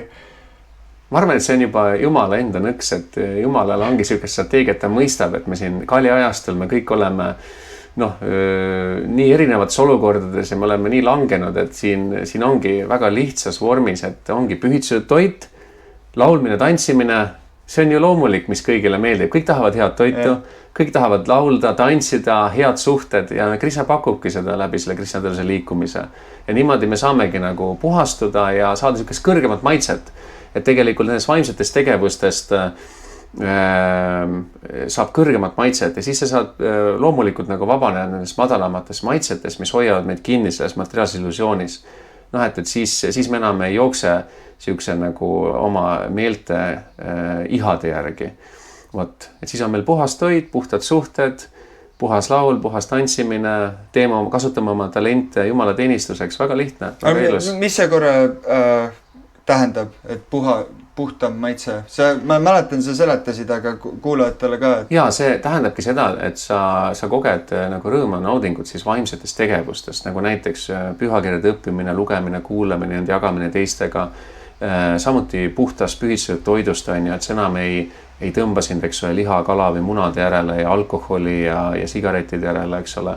Et siin maailmas on erinevad energiad ja ongi see tähendab, et kui me tahame nagu kõrgemale poole liikuda ja olla loomulikumalt õnnelikumad ja terved, siis ongi, et siis me peamegi leidma midagi kõrgemat ja paremat. Et siis me ei saa elada ilma maitseta, me peame alati kogema mingit maitset või mingit tunnetust, mingit kogemust. Ja siis Krishna pakub, see oleks nagu kõrgem vibratsioon, see on puhtamal tasandil, see on jumalik, et Krishna pakubki seda. Näed, palun, sa tahad süüa, sa ei pea loobuma söömisest, aga ole taimetoitlane ja paku toit mulle kõigepealt, siis sa saad pühitsed, sa puhastud karmast. Sulle meeldib pidu panna, lõbutseda, aga siis ongi laula Jumala nimesid, pühasid mantreid ja too inimesed kokku ja niimoodi tehke koos muusikat ja laulge, ülistage mind. Ja meile meeldib suhelda teiste elusloenditega, palun väga, siis suhelge, aga suhelge niimoodi, et teie tegevuste keskpunktis on siis Jumal. Et ärge püüdke üksteist ekspluateerida. Et see kuulates niimoodi Krishna siuke olemus tundubki siis selline, et sa ei pea nagu midagi ära andma või selles suhtes, et millegist lahti ütlema, sa saad kõike seda elu kogeda nii nagu see on, aga lihtsalt kõrgemal tasemel. Ja sa paned siis nagu Krishna keskpunkti mitte enda või kellegi teise. Sa paned Krishna keskpunkti ja kõik oma elu aspektid ühendad temaga. Et ongi see, et sa võid olla seal ja seal, kus sa oled, praktiseerida. Sa võid teha tööd, sul võib olla naine, lapsed, sa võid olla rikas, vaene, aga ongi see tähendab, et sa hakkadki lugema pühakirju, sa hakkad suhtlema pühaklike isiksustega, sa hakkad kordama pühad nime, sa mõistad, et Jumal on, eks ole, sinu eesmärk, tema rõõmustamine ja siis hakkabki kõik, vaikselt see kõik ebavajalik hakkab ära kaduma iseenesest ja hakkabki tulema nagu avalduma meie tegelik loomus ja puhas maitse või puhas sihuke kogemus maailmast. Et selles mõttes igaüks saab seda teha ja saab kogeda seda efekti, et sa ei pea nagu kunstlikult, et ma nüüd kõigest loobun ja alles siis, vaid et sa võtad nagu need positiivsed aspektid vastu ja siis see hakkab ise tekitama seda puhtust ja tegelikult see ongi kõige parem viis ja loomulikum. Et muidu jah, inimestel on see kontseptsioon või hirm, et ma pean kõigest loobuma ja siis mingis mõttes on see õige, et jah, et me loobume, aga et me juba alguses saame midagi paremat ja siis see loobumine toimub nagu iseenesest, saad aru. Ja seda me pakumegi siin Krishna templis tegelikult ja püüame rohkem nagu jagada ühiskonnaga, et siis igaüks saaks seda kogemust ja siis ta hakkab ise nägema tegelikult, et ega ei olegi vaja ju neid loomi tappa ja seda vägivalda ja liha süüa, ei olegi vaja alkoholi tarbida ja ei ole vaja olla nii-öelda egoist, et ei olegi vaja nagu mõista tegelikult, et kui Jumal on rahul, siis ma olen ise ka rahul. Tookord, kui me käisime siin, kas see toit ongi selline, et igaüks võib tulla ja süüa? Sööma tulla, jah? Jah, kui meil on selline suurem... Sest ma nägin, siin olid vist mingid kodutud ka, kes... See oli selline suur festival, mis meil oli, et see toob, Krishna võib saata väga erilisi isiksusi, et siis anname neile ka ikka. Et tavaliselt meil on iga pühapäev on siuke avatud üritus, kus me nagu püüame kõiki toita, et niimoodi igapäevaselt, meil ei ole siin nii suur meeskond, et me nüüd igapäevaselt teeme nii palju süüa, et kõigile anda.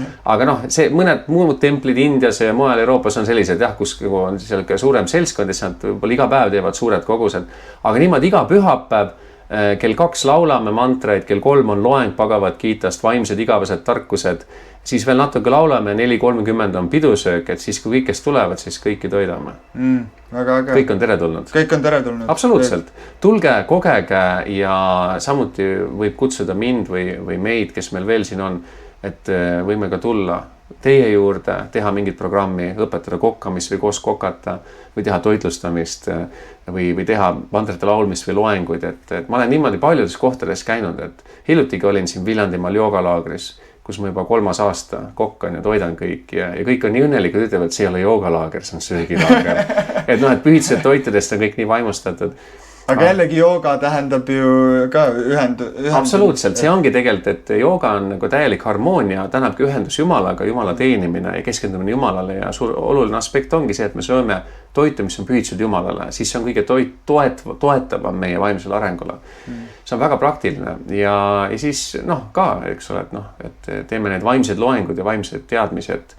Ma olen mitu korda Tartu Ülikoolis loengut andnud, sinna kutsutakse erinevatesse keskkoolidesse, mingitesse muudesse ühingutesse, et inimesed võivad vabalt kutsuda, saame õpetada, jagada või tulevad siia, et me olemegi siin selleks, et jagades nagu vaimne hariduskeskus. Et jagada neid põhimõtteid, põhiline ongi, et mõista põhimõtteid. Kui sa need põhimõtted mõistad, siis saad neid rakendada vastavalt oma olukorrale, mis on individuaalne ja sa saad teha arengut. Et meie eesmärk ei ole muuta kellegi usku või midagi sellist, see on kõik materiaalne asi. Meile eesmärk on õpetada neid põhimõtteid, mida igaüks saab rakendada selleks, et arendada oma suhet Jumalaga. Vastavalt oma olukorrale. Aga mõistagi, meie oleme teadvustanud ju Krishna allikalist olemus, seega ongi, et me eeskätt ikkagi näitame, anname võimalust nagu suhelda Krishnaga. Aga ongi, et kui keegi võib-olla tahab siis Jumalat teenida, ütleme Jehova vormis, siis me toetame seda ka. Kui ta teeb seda ikkagi õigesti, et järgib 10 käsku ja nii edasi, et see on hästi oluline. Kas või 10 käsu järgimine annab juba inimesele palju kõrgema nagu selle maitse või olemise. 10 käsku on väga oluline. Me ei tohi mõelda, see on mingi aegunud asi. See on elementaarne kaine mõistus ja seda tuleb järgida. Kui Eestis praegu kõik järgisid 10 käsku, siis kõik läheks paremaks, majandus, kõik edasi. Siis tegelikult ühiskonna, meie individuaalne, meie kollektiivne edu ja õitseng ja areng ja heaolu sõltubki kõigest sellest, et me järgime Jumala seadusi. Mida rohkem me neid rikume, seda rohkem meil ongi erinevad keerulisi ja raskeid olukordi. Et seega, kui me tahame parimat endale ja teistele siin riigis ja üleüldse kogu maailmas, siis me peame just ongi nägema, et kuidas me saame oma tasandilt vaikselt rohkem järgida Jumala seadusi. See tegelikult teeb meid õnnelikuks. Algus võib-olla on raske, ma pole harjunud, aga pärast on nektar. Aga tavaliselt inimesed on illusioonist tahavad kohe nektarit, aga siis kui kohe saad, siis pärast on nagu mürk, et see on nagu selline kiir fast food culture. Ja niimoodi ongi, pakutakse inimestel, näed, et joo seda, söö seda, tegele seksiga, tööta nagu siga, nagu eesel ja siis pärast sul on nii palju raha. Aga see kõik on selline nagu hamsterrattas. Inimene lihtsalt kurnab ennast ära, saab mingi naudinguid nagu sellist dopingut või sellist nagu oi jah, aga siis ta ei leia püsivat rahulolu ja siis nad kaklevad üksteisega. Aga me peame mõistma, et me saame ilusti magada, süüa, paarituda, olla abielus, teenida Jumalat, kõik selle ilusti teha õiges nagu raamistikus, kultuurselt ja vaimselt. See on hästi oluline ja seda me kõik õpetame, ise praktiseerime. Ma tahtsin tegelikult uurida tookord, kui me siin käisime, siis sa mainisid ja rääkisid natuke selle meheks olemisest, ja siin on, see on Gita. See on Bhagavad Gita, jah. See on Gita. Kuna see siin juba on... see on Krishna ja siis Arjuna, siis on see on selle Kurukshetra lahing.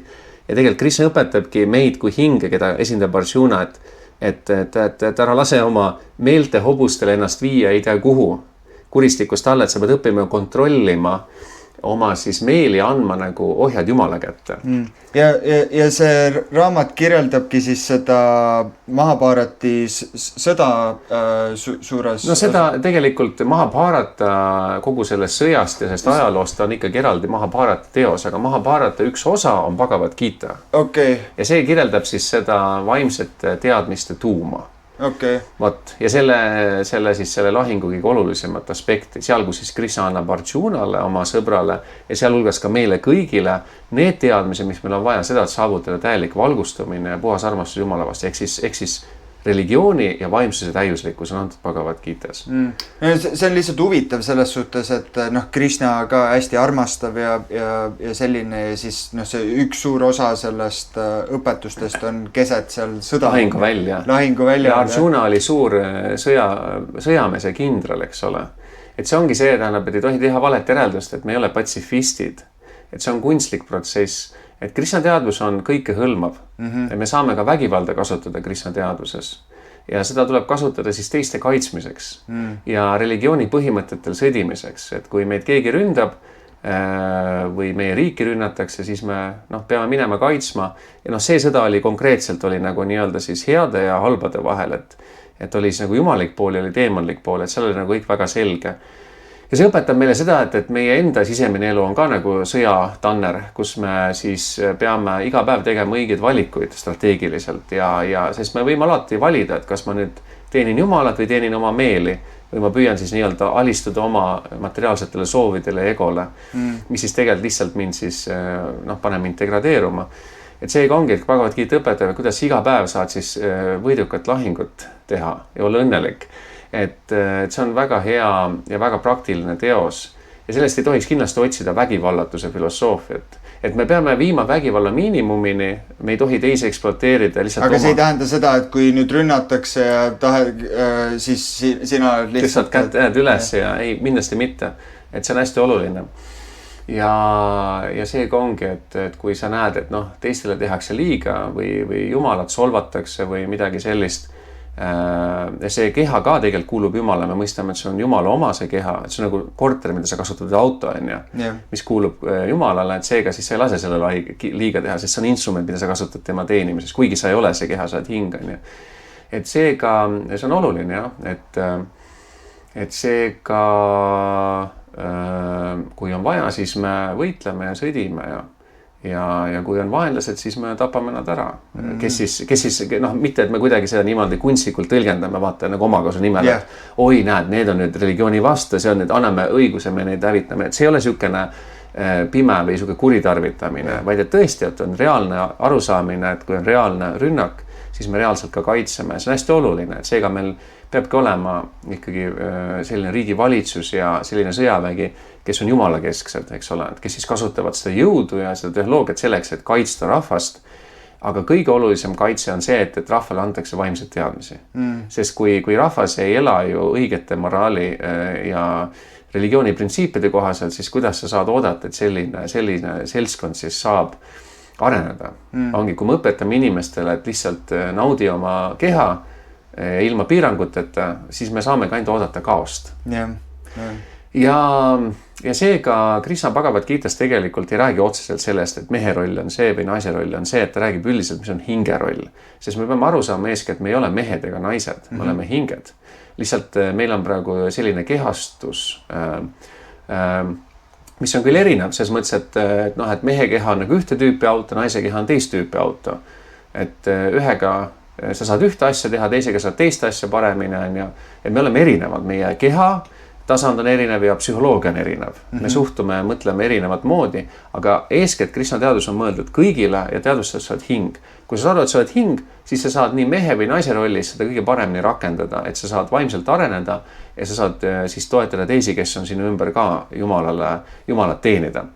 Aga siis ongi see tähendab, et samuti me õpime, kuna kõik on harmooniline, eks ole, me mõistame nii materiaalset kui vaimset energiat, siis Krishna teadus õpetab ka seda, et kuidas me saame kõige paremini seda mehe rolli täita. Et me ei eira seda, et me saame aru, et see ei ole nagu igavene eksistents, aga kui see on meil olemas, me seda kasutame. Et see on ikkagi, kui sa oled mehe kehas, siis sa pead käituma nagu mees, täpselt niimoodi. Ja kui sa oled naise kehas, sa pead käituma nagu naine, siis sa oled nagu, saad harmooniliselt toimida.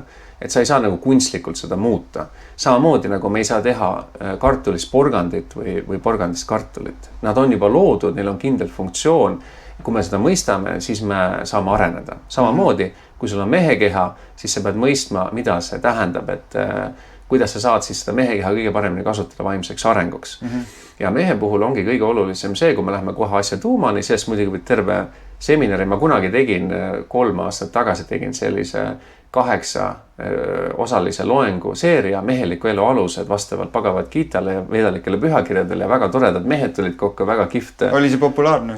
See oli populaarne küll jah, et see oli väga hea ja mehed tulid ja olid väga õnnelikud ja pärast ütlesid, et nii hea, et kas me võime naisiga kutsuda, me tahame, et meie naised ka kuulevad, siis ka muidugi. Siis tegime veel ekstra viimase ühe loengu, siis veel ühe, kui rääkisime meeste ja naiste suhetest, seepärast, et suhted on ju need tegelikult, milles me kõige rohkem kas tunneme õnne või kannatame.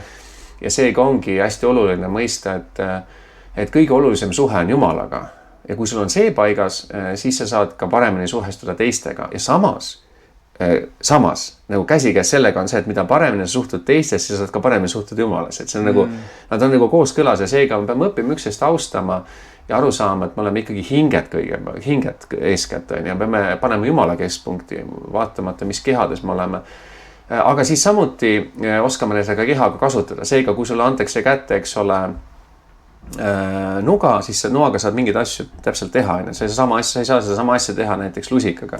Et seega siis kindlasti mehe kehas, kui me oleme, eks ole, need hinged mehe kehas, siis esiteks ongi, et me peame saama puhtaks Jumala pühendunuks. Et paneme eesmärgiks Jumala rõõmustamise. Okay. Ja võt siis sa saad väga võimsaks meheks, nagu spirituaalses. Aga kas see on siis naisel erinev või? Ei, naisel on sama asi tegelikult, et naine peab ka olema siis teenima Jumalat, et see ongi see vaate, see on juba hinge tasand.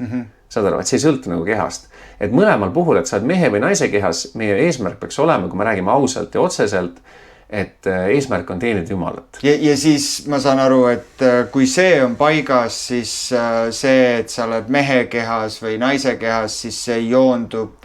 See hakkab joonduma, jah. Aga siiski me peame nagu siis ka mõistma neid detaili aspekte, et kuidas siis teha. Et samamoodi nagu ütleme, sõidad autoga Tartusse, sul on eesmärk Tartu, on ju. Sa liigud sinna suunas, aga samas sa pead ikkagi tee peal siis nagu nägema, et ma pean nüüd siit paremale keerama ja siin niimoodi saad aru. See on nagu selline analoogia, et me siis ka vastavalt oma autotüübile peame siis oskama õigesti nagu seda rooli keerata ja sõita, et kuigi see eesmärk on sama.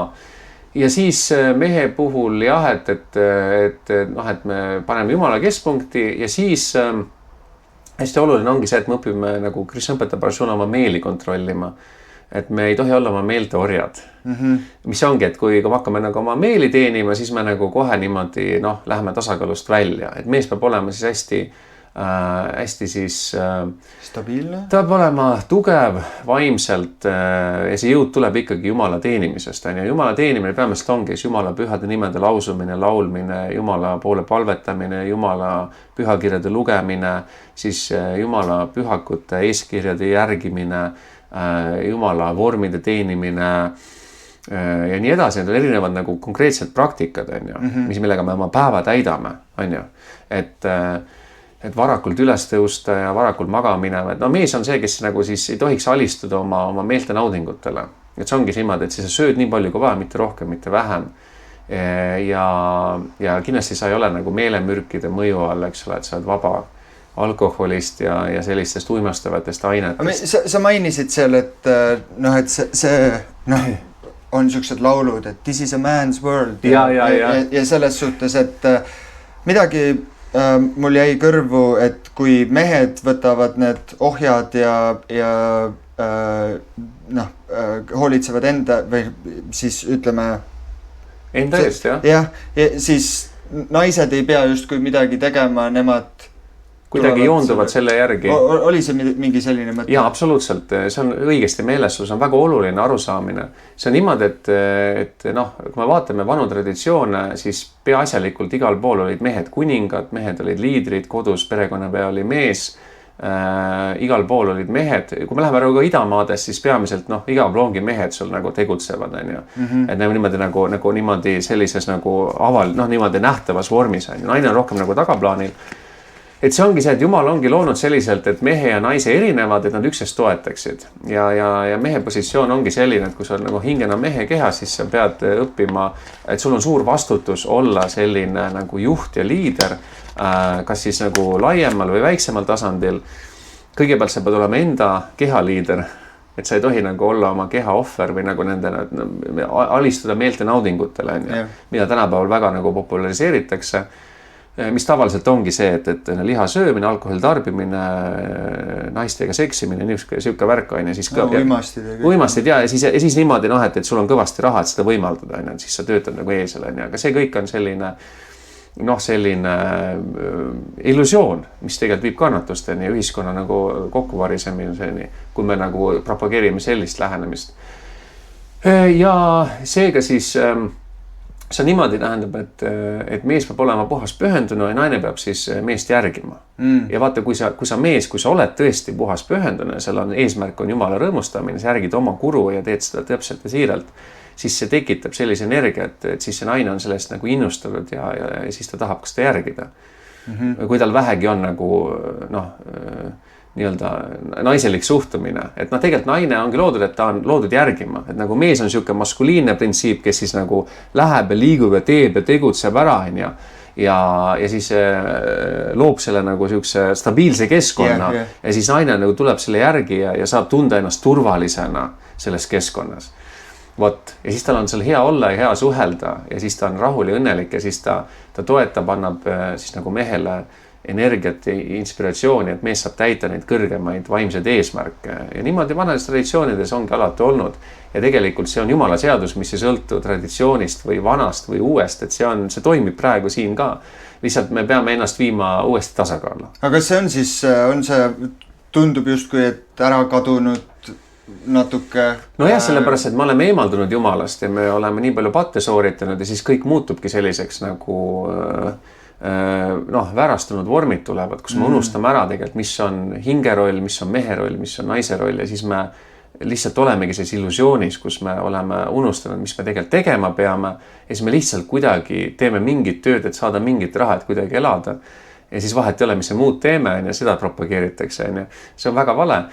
Et me peamegi minema tagasi traditsiooniliste Jumala poolt loodud igaveste rollide juurde, eeskätt see, mis tähendab olla hing, teenida Jumalat ja arendada siis suhted Jumalaga ja rakendada kõik Jumala teenistusse ja siis, eks ole, kui meil on see kehaline roll, siis ka see, et see oleks ka nagu ühendatud, eks ole, selle hinge arenguga. Ja niimoodi ongi, et kui meestel on nagu asjad paigas vaimselt ja materiaalselt, siis kõik naised on nagu väga rahul ja õnnelikud.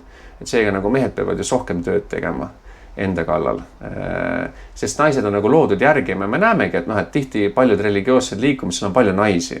siis naised tahavad, et oleks mingi autoriteet, naised tahavad järgida, nad tahavad keegi neid kaitseks ja et neil oleks kõik hea olla. Ja seega see on naiste loomuses juba sisse kirjutatud, see on jumal. See on nagu füsioloogiliselt ka, sul tekib, on laps ja sul on vaja turvatunnet tema jaoks. Absoluutselt ja mees on loodudki füüsiliselt tugevamana kui naine, tema nagu pakubki seda kaitset ja seda ka pakub, eks ole, ka moraalsel ja filosoofilisel ja ka spirituaalsel tasandil. Et seega mees peaks olema igati nagu igal tasandil tugevam, endaga tegeleme ja kui ta tegeleb, järgib pühakirju ja kuru ja jumalat, siis see tulebki temas loomulikult. Ja niimoodi me saamegi täiuslikud tugevad õiged mehed ühiskonda ja need mehed saavad siis väga hästi pakkuda kaitset ja turvatunnet siis naistele. Ja naisi tuleb lihtsalt rakendada jumala teenimisse, et naistel tuleb näidata eeskuju. Et tuleb näidata eeskuju, et tuleb jumalat teenida ja siis naised neil on vaja rakendada. Kui sa annad naistele vabaduse, mida siis teemondlikud isiksused on 20. ja 21. sajandil teinud, see on tegelikult teemondlik filosoofia. Et siis tehaksegi naised seksobjektideks ja pannakse nagu naised keskpunkti, et naisi nautida. Aga tegelikult naised ei ole mõeldud olema selles rollis. Naine peab olema kaitstud ja nii-öelda varjul, et selles mõttes, et nagu kaitse all või kaitse varjus. Ja siis naine saab olla tõesti õnnelik ja areneda selles rollis, ta tunneb ennast hästi. Et seega see kogu selline vale filosoofia, selline nagu maailma käsitlus on, et mehed, naised on võrdsed, et see kõik on vale, me ei ole tegelikult võrdsed. Hingetasandil me oleme võrdsed, aga seal ei ole enam seda polaarsust, et mees ja naine on ju. Hingetasemel siis? Hingetasandil jaa, selles mõttes, et kõik hinged tegelikult on nagu naiselik energia nagu spirituaalsel tasandil, et ainult nagu Jumal on see maskuliinne. Me oleme nagu tema teenrid.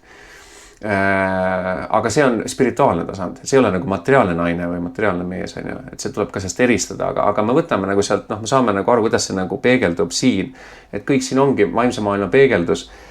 Ja seega siis selline filosoofia on väga ohtlik et kus me nagu õpetame meestele lihtsalt nautida meeli, tegeleda hästi palju seksiga, mitte võtta vastutust, see kõik nagu hävitab nagu siis mehi, eks ole.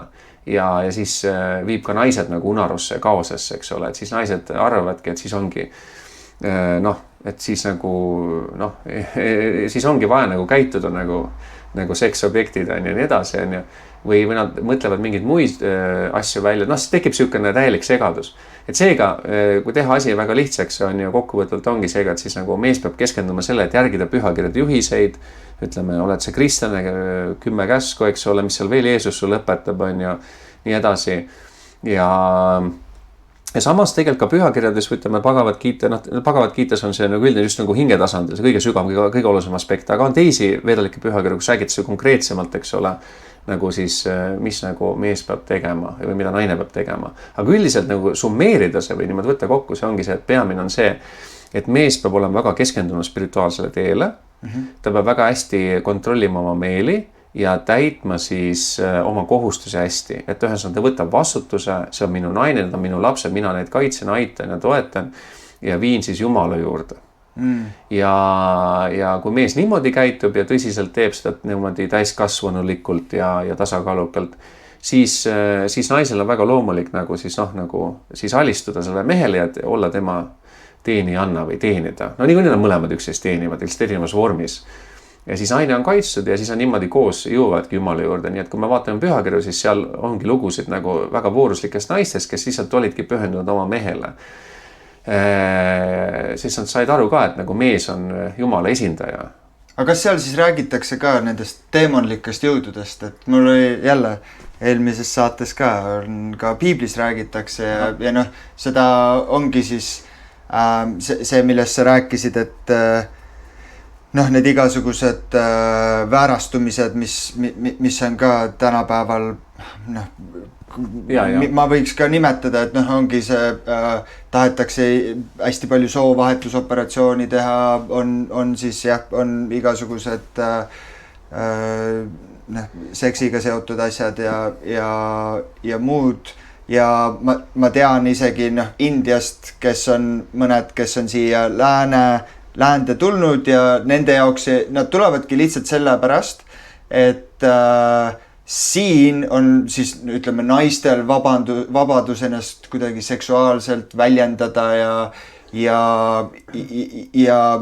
mis mulle tundub ka, mida ma reisides nägin, et ongi seal idamaades ongi hästi traditsioonilised siuksed väärtused ja see on kuidagi hästi nagu puhas ja ilus ja mul just ongi, läänes on natuke siukse räpase mulje, et natuke see need väärastumised, aga kas see ongi siis kuidagi mingi teemonlike jõududega seotud?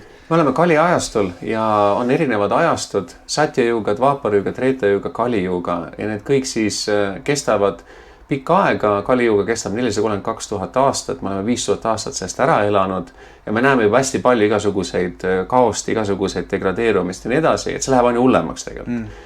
Aga see on nagu talveperiood selline külm ja raske ja selline, et see tuleb läbi teha, aga siin ongi see mõiste, et Jumal on hästi armulik ja Jumal on ilmunud kui Jumal Sri Krishna Chaitanya, kuldne avatara, kes õpetab kõigile, et taastage oma kaine mõistus ja järgige pühakirju ja armastage Jumalat ja siis te saavutate täiuslikkuse ja siis te olete kaitstud selle Kali-juga saastava mõju eest. Aga kui me valime teise tee, me tahame materiaalselt nagu ise olla Jumalad või olla keskpunktis ja ekspluateerida teisi ja olla materiaalses illusioonis, kehalises kontseptsioonis, siis meile antakse ka võimalused. Ja siis me saamegi luua selliseid illusoorseid selliseid asju, et kus me siis püüame nautida neid kehasid erinevatel viisidel. See ongi siis see teemonlik süke. See on teemonlik lähenemine, see ongi see, et ma ei taha Jumalat teenida, ma tahan teenida seda keha. Vot. Ja siis me hakkamegi seda keha nagu panema, sest me peame alati midagi teenima, kummardama. Ja president teenib riiki, mees käib, töötab riigi heaks, naine teenib meest, mees teenib naist, lapsi, me kõik teenime alati.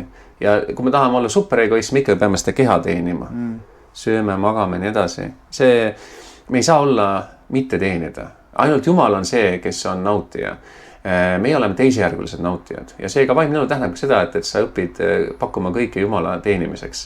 Ja sellega me saame kõik vaimsed väärtused tagasi tuua ja ühiskonna päästa. Kõigepealt iseennast.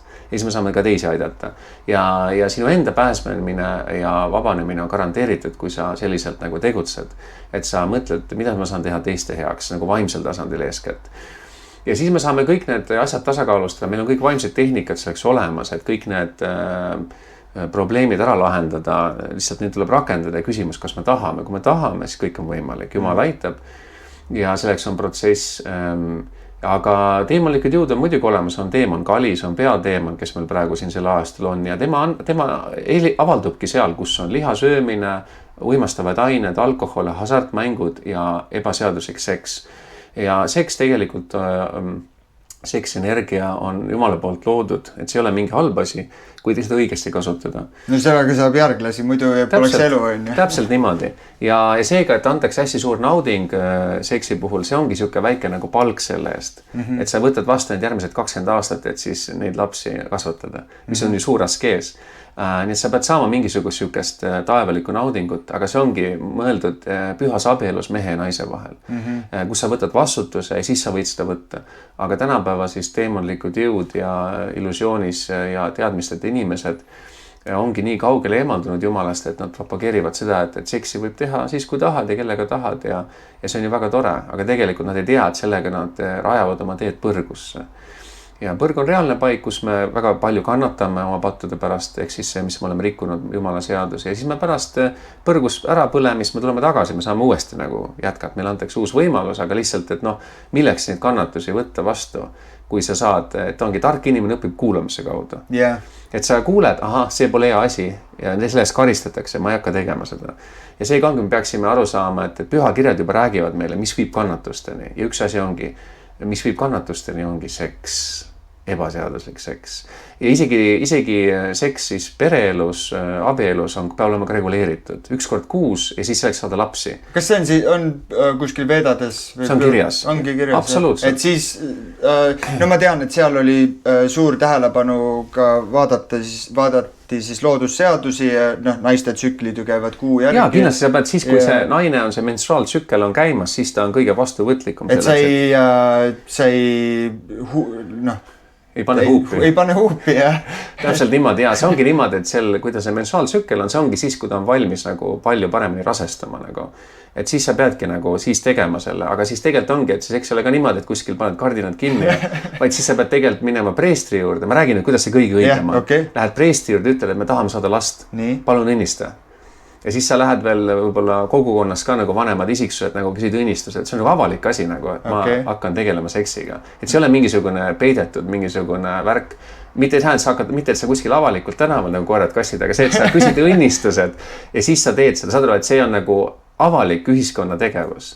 Ja saad aru, see on, me ei kujuta ettegi seda, aga mida puhtamaks me teaduse teeme, see hakkab muutama, see on tegelikult normaalne, see on väga kaine mõiste. Oota, aga kus seda viiakse tänapäeval ka niimoodi läbi?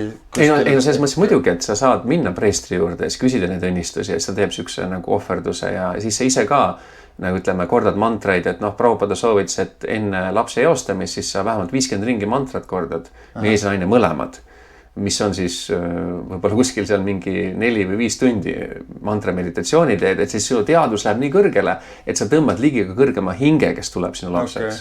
Et mitte, et kuskil mingi selline hing, kes tahab ainult materiaalselt nautida või tahab teemadlikku elu elada, et ikkagi me peame nagu õiges teadvuse seisundis lapsi tegema. Ja seega, kui niimoodi teha, siis muutub see protsess väga puhtaks ja jumalikuks ja siis ongi niimoodi, et see nagu korra kuus nagu proovite, kui naine ei rasedaks, siis tähendab, et hing juba tuli, hakkab arenema, eks ole, et siis juba see hing on seal sees on elusolend ja siis ongi, siis sa hoolitsed, lood need tingimused ja siis tuleb laps ilmale, siis armastate last ja ainult ka vaimsed põhimõtted, et saab ka olla õnnelik materiaalselt ja vaimselt ja nii edasi, kõik on väga hästi, et kõik on pühakirjades kirjas, midagi siin kunstlik ei ole, siis võivad ka siin on ka suured pered, on ju, et sa saad nagu sest miks paljud ei taha lapsi, on ka see, et nad tahavad olla egoistid, vaata. Aga ongi see, et kogu elu tähendab, me peame õppima teenima õigesti, et me peame olema ohverdama nagu, et see ka see, et kui sa olid nagu ise laps, siis ühest hoolitseti, sina saad täiskasvama, siis sa võtad ka endale lapsed ja hoolitsed nende, siis sa juba nagu see on ka nagu siuke praktika. See on väga oluline praktika, sa loobud oma egoismist, on ju, sa pead nüüd lapsi kasvatama, sa pead näitama neile õiget eeskuju. Tema on olulisem kui sina, on ju. Täpselt niimoodi, et sina oled juba omadega nagu õiges vormis, et seega see hästi oluline ongi, et me peaksime õpetama vaimset teadmisi inimestele, et nad saaksid juba varases eas juba ennast nagu viia tasakaalu. Et kui nad juba saavad täiskasvanuks 18, 20 niimoodi, nad juba teavad, mida nad teevad. Nad teavad, et nad on hing, teavad, et on Jumal ja nad on nagu paigas nagu, siis nad saavad ju, aga tihtipeale ongi niimoodi, et inimesed on nii segaduses, et nad ei suuda teiste eest hoolitseda, sest nad ei ole aru saanud, kes nad ise on. Et niimoodi siis me peame õpetama ja ise praktiseerima ja niimoodi siis saabki, eks ole, et siis sa võid saada kas või 1000 last endal, muidugi see on nagu niimoodi, ma tahan öelda, et sul võib olla neid lapsi ükskõik kui palju, nii palju, kui sa suudad ülal pidada. Vot. Ja seega ongi, et aga kui sa tegeled seksiga mingil muul eesmärgil, siis see kõik on patune ja see toob kaasa kannatusi. Ja see toob kaasa kannatusi ja sinu teadus läheb allapoole. See on ka hästi siuke praktiline näide minu meelest on, me alguses rääkisime siin, kuidas Krishna siis pidutses erinevate tüdrukutega ja nii edasi, aga siis kui ta otsustas, siis ta ikkagi kõndis minema, on ju. Ma tean, et sanskriti keeles on siuke asi nagu runana panda, et sellest olen mina päris palju kuulnud. Et see ongi siis siuke side kahe organismi või inimese vahel ja eriti tugev tekib see siis nagu seksuaalvahekorras, on ju. Ja muidugi meie karmad ühinevad ja tihtipeale ongi niimoodi, et kui see nüüd pole pühas liidus ja kui sa võtad neid sadu partnereid siis sa saad nii palju halba karmat seal ja see läheb kõik segamini, läheb täiesti erinevaks see, mis on see, mis sulle on määratud ja kellegile teisele ja see ongi tekitab nii palju, ongi see teemonlik on ju värk. Ja mis ongi, et vedad kirjeldavad seda, et kui Jumal lõi need inimkehad, siis ta eks nagu Brahma kaudu, eks ole. Brahma oli see instrument, looja Jumal, et siis ka erinevatel meie kehaorganitel on oma funktsioonid. Ja me peame kasutama seda õigel viisil ja see on öeldud ka, mis on genitaalide suguelundite funktsioon, on luua siis järglasi vastavalt religioossetele põhimõtetele. Ja Krishna ütleb Bhagavad Gitas, mina olen see seksuaalelu, mis on kooskõlas religiooni põhimõtetega, ehk siis seda on püha abielu ja me tegeleme seksiga, et saada lapsi ja siis võtame vastutuse. Ja kõigel muul eesmärgil tegelemine on juba kõrvale kaldumine, see on õige standard. Et see siukene müügis räägitakse ka, et on see motiveeriv jõud, motivatsioon ja siis on see hirm, et see hirm ongi tegelikult see, et noh, võib-olla mõni satub kuulama, kes noh, keda mingis mõttes kuidagi kõnetab, aga võib-olla kõnetab see teemonlik värk ka, et noh, ongi sükestes siis, kui tekib see süke karma ühinemine, see võtab aastaid ja aastaid aega. Ma kuulsin ka kuskil, et 7 aastat, et üldse, no ma arvan, et paljudel inimestel on kogemus, kus oled partneriga lahku läinud ja ikka noh, on peas ja on siis ihad tema vastu või nii edasi, on ju, ja see mälu jääb ja see võtab tohutult aega, ehk siis sa nagu, see ongi, sa võtad nagu sammu tagasi mingis mõttes, et selle asemel, et edasi liikuda, sa justkui jälle seod ennast selle materiaalsega rohkem. Ja muidugi, miks teha oma elu keeruliseks ja teistel ka, et see ongi see, et see on inimkond, kellel pole vaimset haridust ja siis teevad nii palju vigu ja nii palju kannatusi. Et seega ongi, et me õpetame, soovitame kõigile, et täisväärtuslikult kasuta seda mehe keha või naise keha selleks, et teadvustada Jumalat. Ela vastavalt religioossele põhimõtetele, kasuta oma talente, kõigil on meil head talendid, tee midagi, mis sa teed hästi teiste hüvanguks. Panusta. Ja pane keskpunktisse, kõik on lõplikult nagu Jumala rahulduseks, on ju. Ja siis ongi, et enamus meist tahavad abielluda, et see on loomulik, on ju. See on loomulik siukene ja me peame andma võimaluse nendele hingedele ka saama kehad. Et selleks ongi, Jumal on andnud pühakirjades, veedades, piiblis, igal pool, et mees, naine, tulge kokku, võtke vastutus, võtke need tõotused, armastage üksteist, olge väga kaastundlikud, väga kannatlikud. Et see ongi niimoodi, et ja tõeline abielu tähendab seda, et seal pole 2 inimest, seal on 3. Mina, naine ja Jumal. Võt, ja kolmekesi, võt, siis on õige abielu. Ja sest, et muidu on niimoodi, et mina tahan ühte, tema tahab teist ja siis me kakleme. Aga ja siis öelge, näidake mulle head abielu, kus kompromiss pole võtmesõna. Et me peame alati leidma selle tasakaalu ja see ongi selle, et sa peadki õppima abielus, et siis sa nagu loovutad oma soove, jällegi vabaned egoismist. Aga seda peab tegema õigel viisil, et niimoodi, et me siis nagu loovutame seda selleks, et Jumalat rahuldada. Et see on siuke nagu tervislik protsess, kus me arvestame ka nagu, et me kõik oleme tingimustes sõltuvad ja meil on oma miinused ja plussid, on ju. Aga me suudame niimoodi vaikselt siis koos toimida edasi. Ja mees peabki keskenduma siis Jumala teenimisele väga tugevalt ja samuti olema siis see tõeline nagu varjupaik ja tugi siis naisele ja siis samuti naine peab ka mõisma, et tema eesmärk on samuti teenida Jumalat ja aidata siis mehel teenida Jumalat. Ta on siuke nagu tugiroll, kes siis... Ja läbi selle siis tema kasvab? Tema kasvab ja, et see ongi öeldud ka niimoodi, et mehed peavad siis nagu loovutama ka oma selle nagu ego, et nagu tegema koos teiste meestega koostööd. Sest muidu mees tahab olla see suur kuningas ja üksi kõike teha, aga me peame siis nagu koos nagu tegema nagu meeskonnatööd, teamworki on ju. Ja siis naine oma selle vale ego või siukse ahankaara nagu sellest hakkab puhastama, kui ta alistub mehele. Sest muidu naine tahab olla iseseisev, vaata, see ongi see kogu see teemanlik filosoofia. Aga ta ei saa selliselt tegelikult areneda. Et ta peab nagu loovutama seal, ta peab alistuma mehele ja alistumine ei tähenda jälle mingisugusest ekspluateerimist, vaid see alistumine ongi see, et ta tõesti võtab varjupaiga ja ka mees suudab pakkuda seda varjupaika. Vaimset ja materiaalset mõlemat. Ja siis aine saabki, et ta nagu autoriteedi nagu alla, aga mees siis peab ka oskama käituda seda, et ta peab, seega ongi, mees peab rohkem tööd nendega tegema. Et siis annab ka seda nagu eeskuju, et siis ka nagu, sest naised nagu lähtuvad sellest, seega ongi need, kes on nagu naiste kehades, neil ongi vaja häid eeskujusid ja seda peab pakkuma nagu meesroll eriti, eks ole. Samuti peavad ka naistel olema need teised naised, kes näitavad eeskuju ja mitte niimoodi, et kõik lahutavad ja jooksevad oma pere juurest ära ja see ei ole hea eeskuju, on ju. Et seega ikkagi, et me peame nagu väärtustama abielu traditsioonis on ühiskonna selline üks alustalas, et seega kõik sellised filosoofiad või teemanlikud mis iganes sõnumid, et abielu pole oluline ja kõik see, et see kõik ongi see lihtsalt meie soov tekitada kunstlikult keskkond, kus ma ei pea võtma vastutust. Aga selle tulemus on tohutult halb karma, mis tähendab seda, et alguses võib olla väga kihvt, aga pärast on väga jama. Aga vastupidi, me peame tegema alguses pingutama, kontrollima oma meeli, me ei tegele seksiga, me teame, et abiellume, saame lapsi ja kui me teeme sellise ohverduse kõrgema eesmärgi nimel, siis pärast on palju ilusam ja puhtam ja selgem see. Ja see kõik on veedades antud, me sellest võib anda seminare, loenguid, eks peaks hakkama korraldama, et kohe võtta teemad ette ja õpetada, eks ole, praegu me räägime niimoodi kokkuvõtvalt. Et seega me peame olema ja me peame mitte mõtlema nüüd seda nagu, et kui ma olen nüüd mehekehas, siis ma olen mingi erakordne, ma olen nüüd Jumala esindaja, ma olen kõige olulisem. Et need naised või siis naised ei tohi ka mõelda, et noh, et mehed ei ole olulised või noh, et me ei tohi, me peame kõiki austama, eks ole. Me peame olema austavad, näed, et noh, et naine on nagu, eks ole, selle õnnejumalana Lakshmi, eks ole, nagu ütleme Vishnu abikaasa või Radharani, eks ole, esindajanna.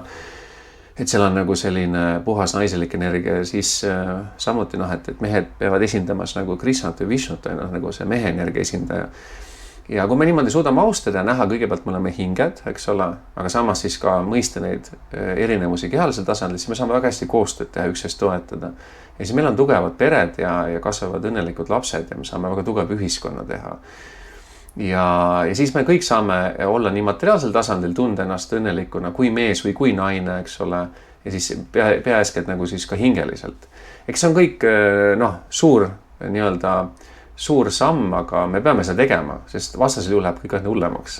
Et seega me peame ikkagi naasema nende pühakirjade väärtuste juurde.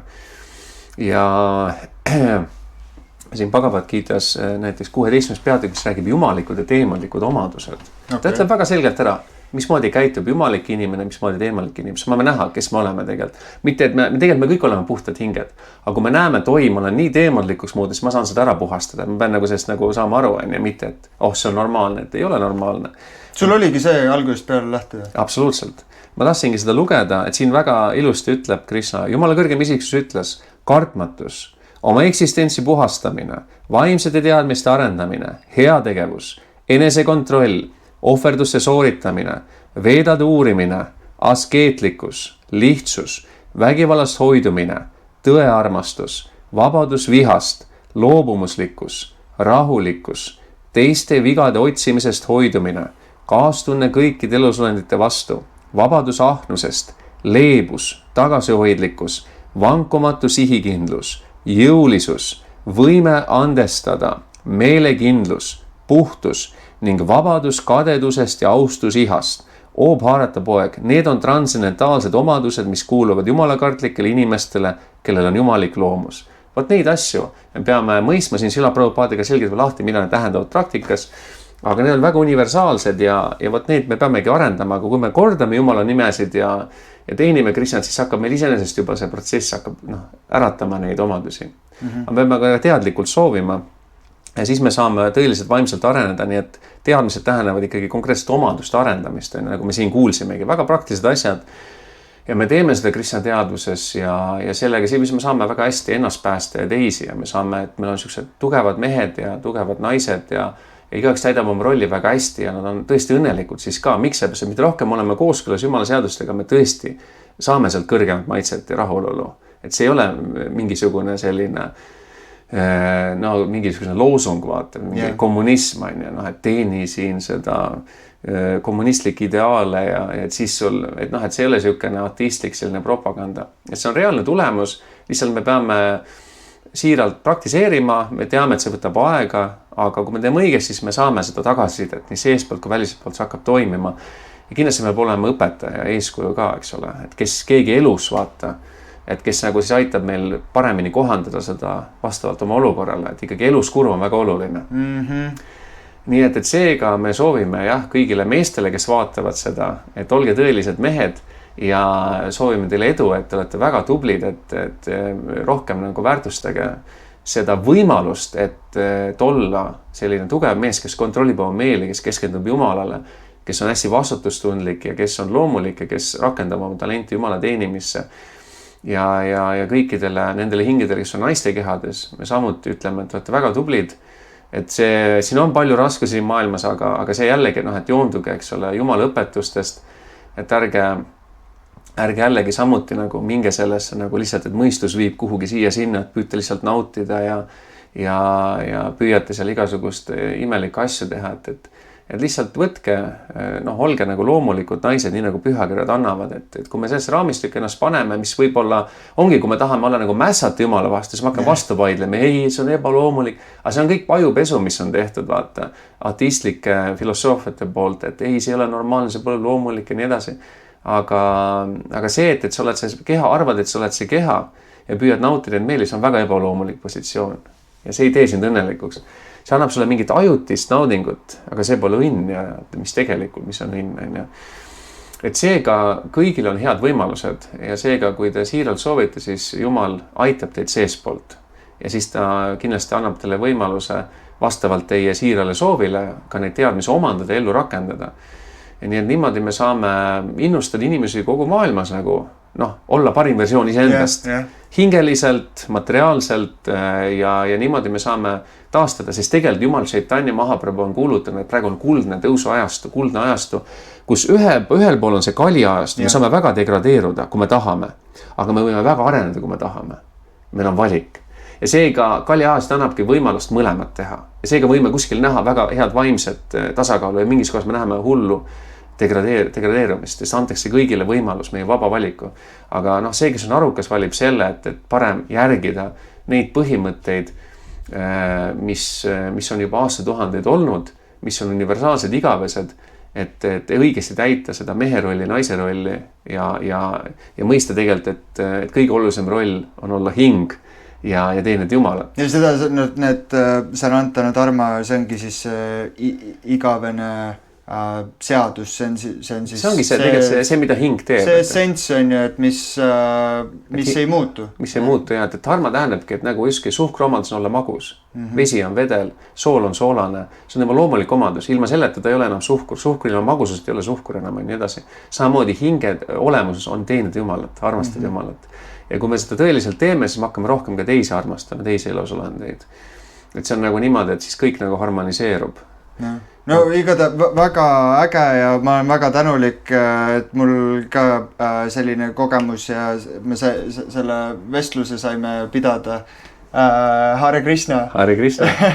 Et ma väga julgustan, kuidas inimesed saavad, kui on näha kuskil linna peal käib see tants ja trall, siis võivad nad tulla rääkima ja koos tantsima ja siia kogudusse või kuidas? Jaa, selles, et meie Krishna tempel siin Tallinnas on avatud iga päev. Aadress on? Luise 11a, Luise 11a, Krishna tempel, tulge külla.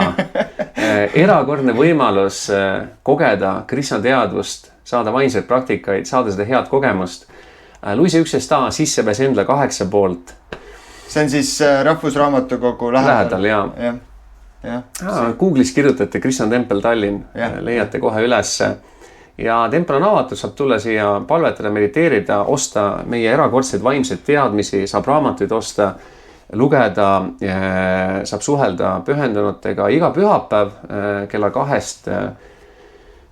2-5 on meil siis see, kus me laulame, tantsime, Bhagavad Gita loeng ja siis pakume taimetoitu ja siis õhtul, kes tahavad, siis kella 6 tavas me natuke veel laulame, et meil on selline ilus pühapäev, vaimne pühapäeva programm ja tihti meil toimub ka suuremaid üritusi, nagu näiteks see pühapäev 5. juuli, et on see radajatra ja mitmed teised, siis saab tulla siia, siis saab ennast kurssi viia, et me neid ka reklaamime. Ja kui meid kuskil näete, me laulame tantsimist, tulge laulge tantsige kaasa, see on väga hea vaimne protsess, saab kogeda kõrgemat maitset ja rõõmu ja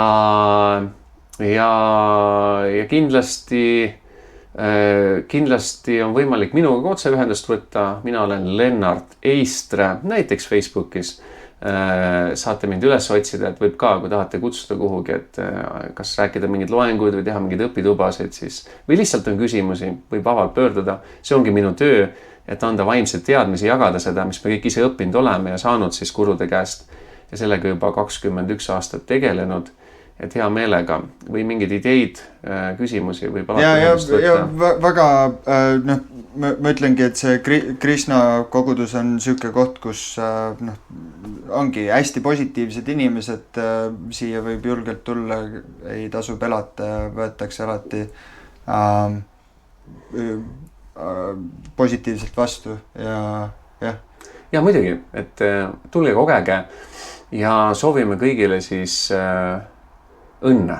Olge õnnelikud ja see positsioon, kus te olete, et püüdke selles olukorras siis rohkem muutuda jumalikuks või nagu järgida jumalikke põhimõtteid vastavalt oma traditsioonile, et siis te saate väga hästi tuua rõõmu Jumalale ja teistele ümberringi, et kui igaüks meil ühiskonnas seda teeb, siis me saame kõik koos nagu ülendada kogu ühiskonda, kogu planeeti.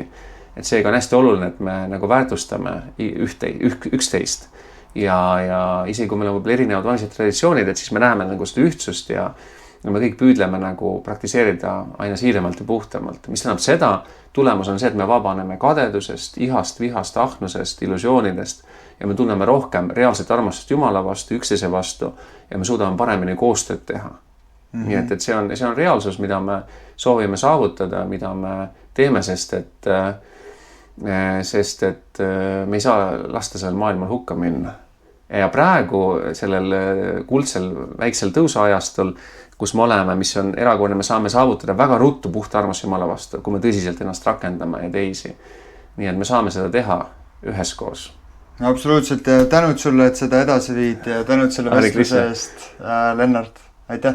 Ja aitäh sulle, et sa teed sellised kohtumisi ja jagad inimestega neid võimalusi, et nad saavad siis kuulata erinevate vaimsete isiksuste poolt, et see on väga, väga väärt asi. Hare Krishna! Hare Krishna!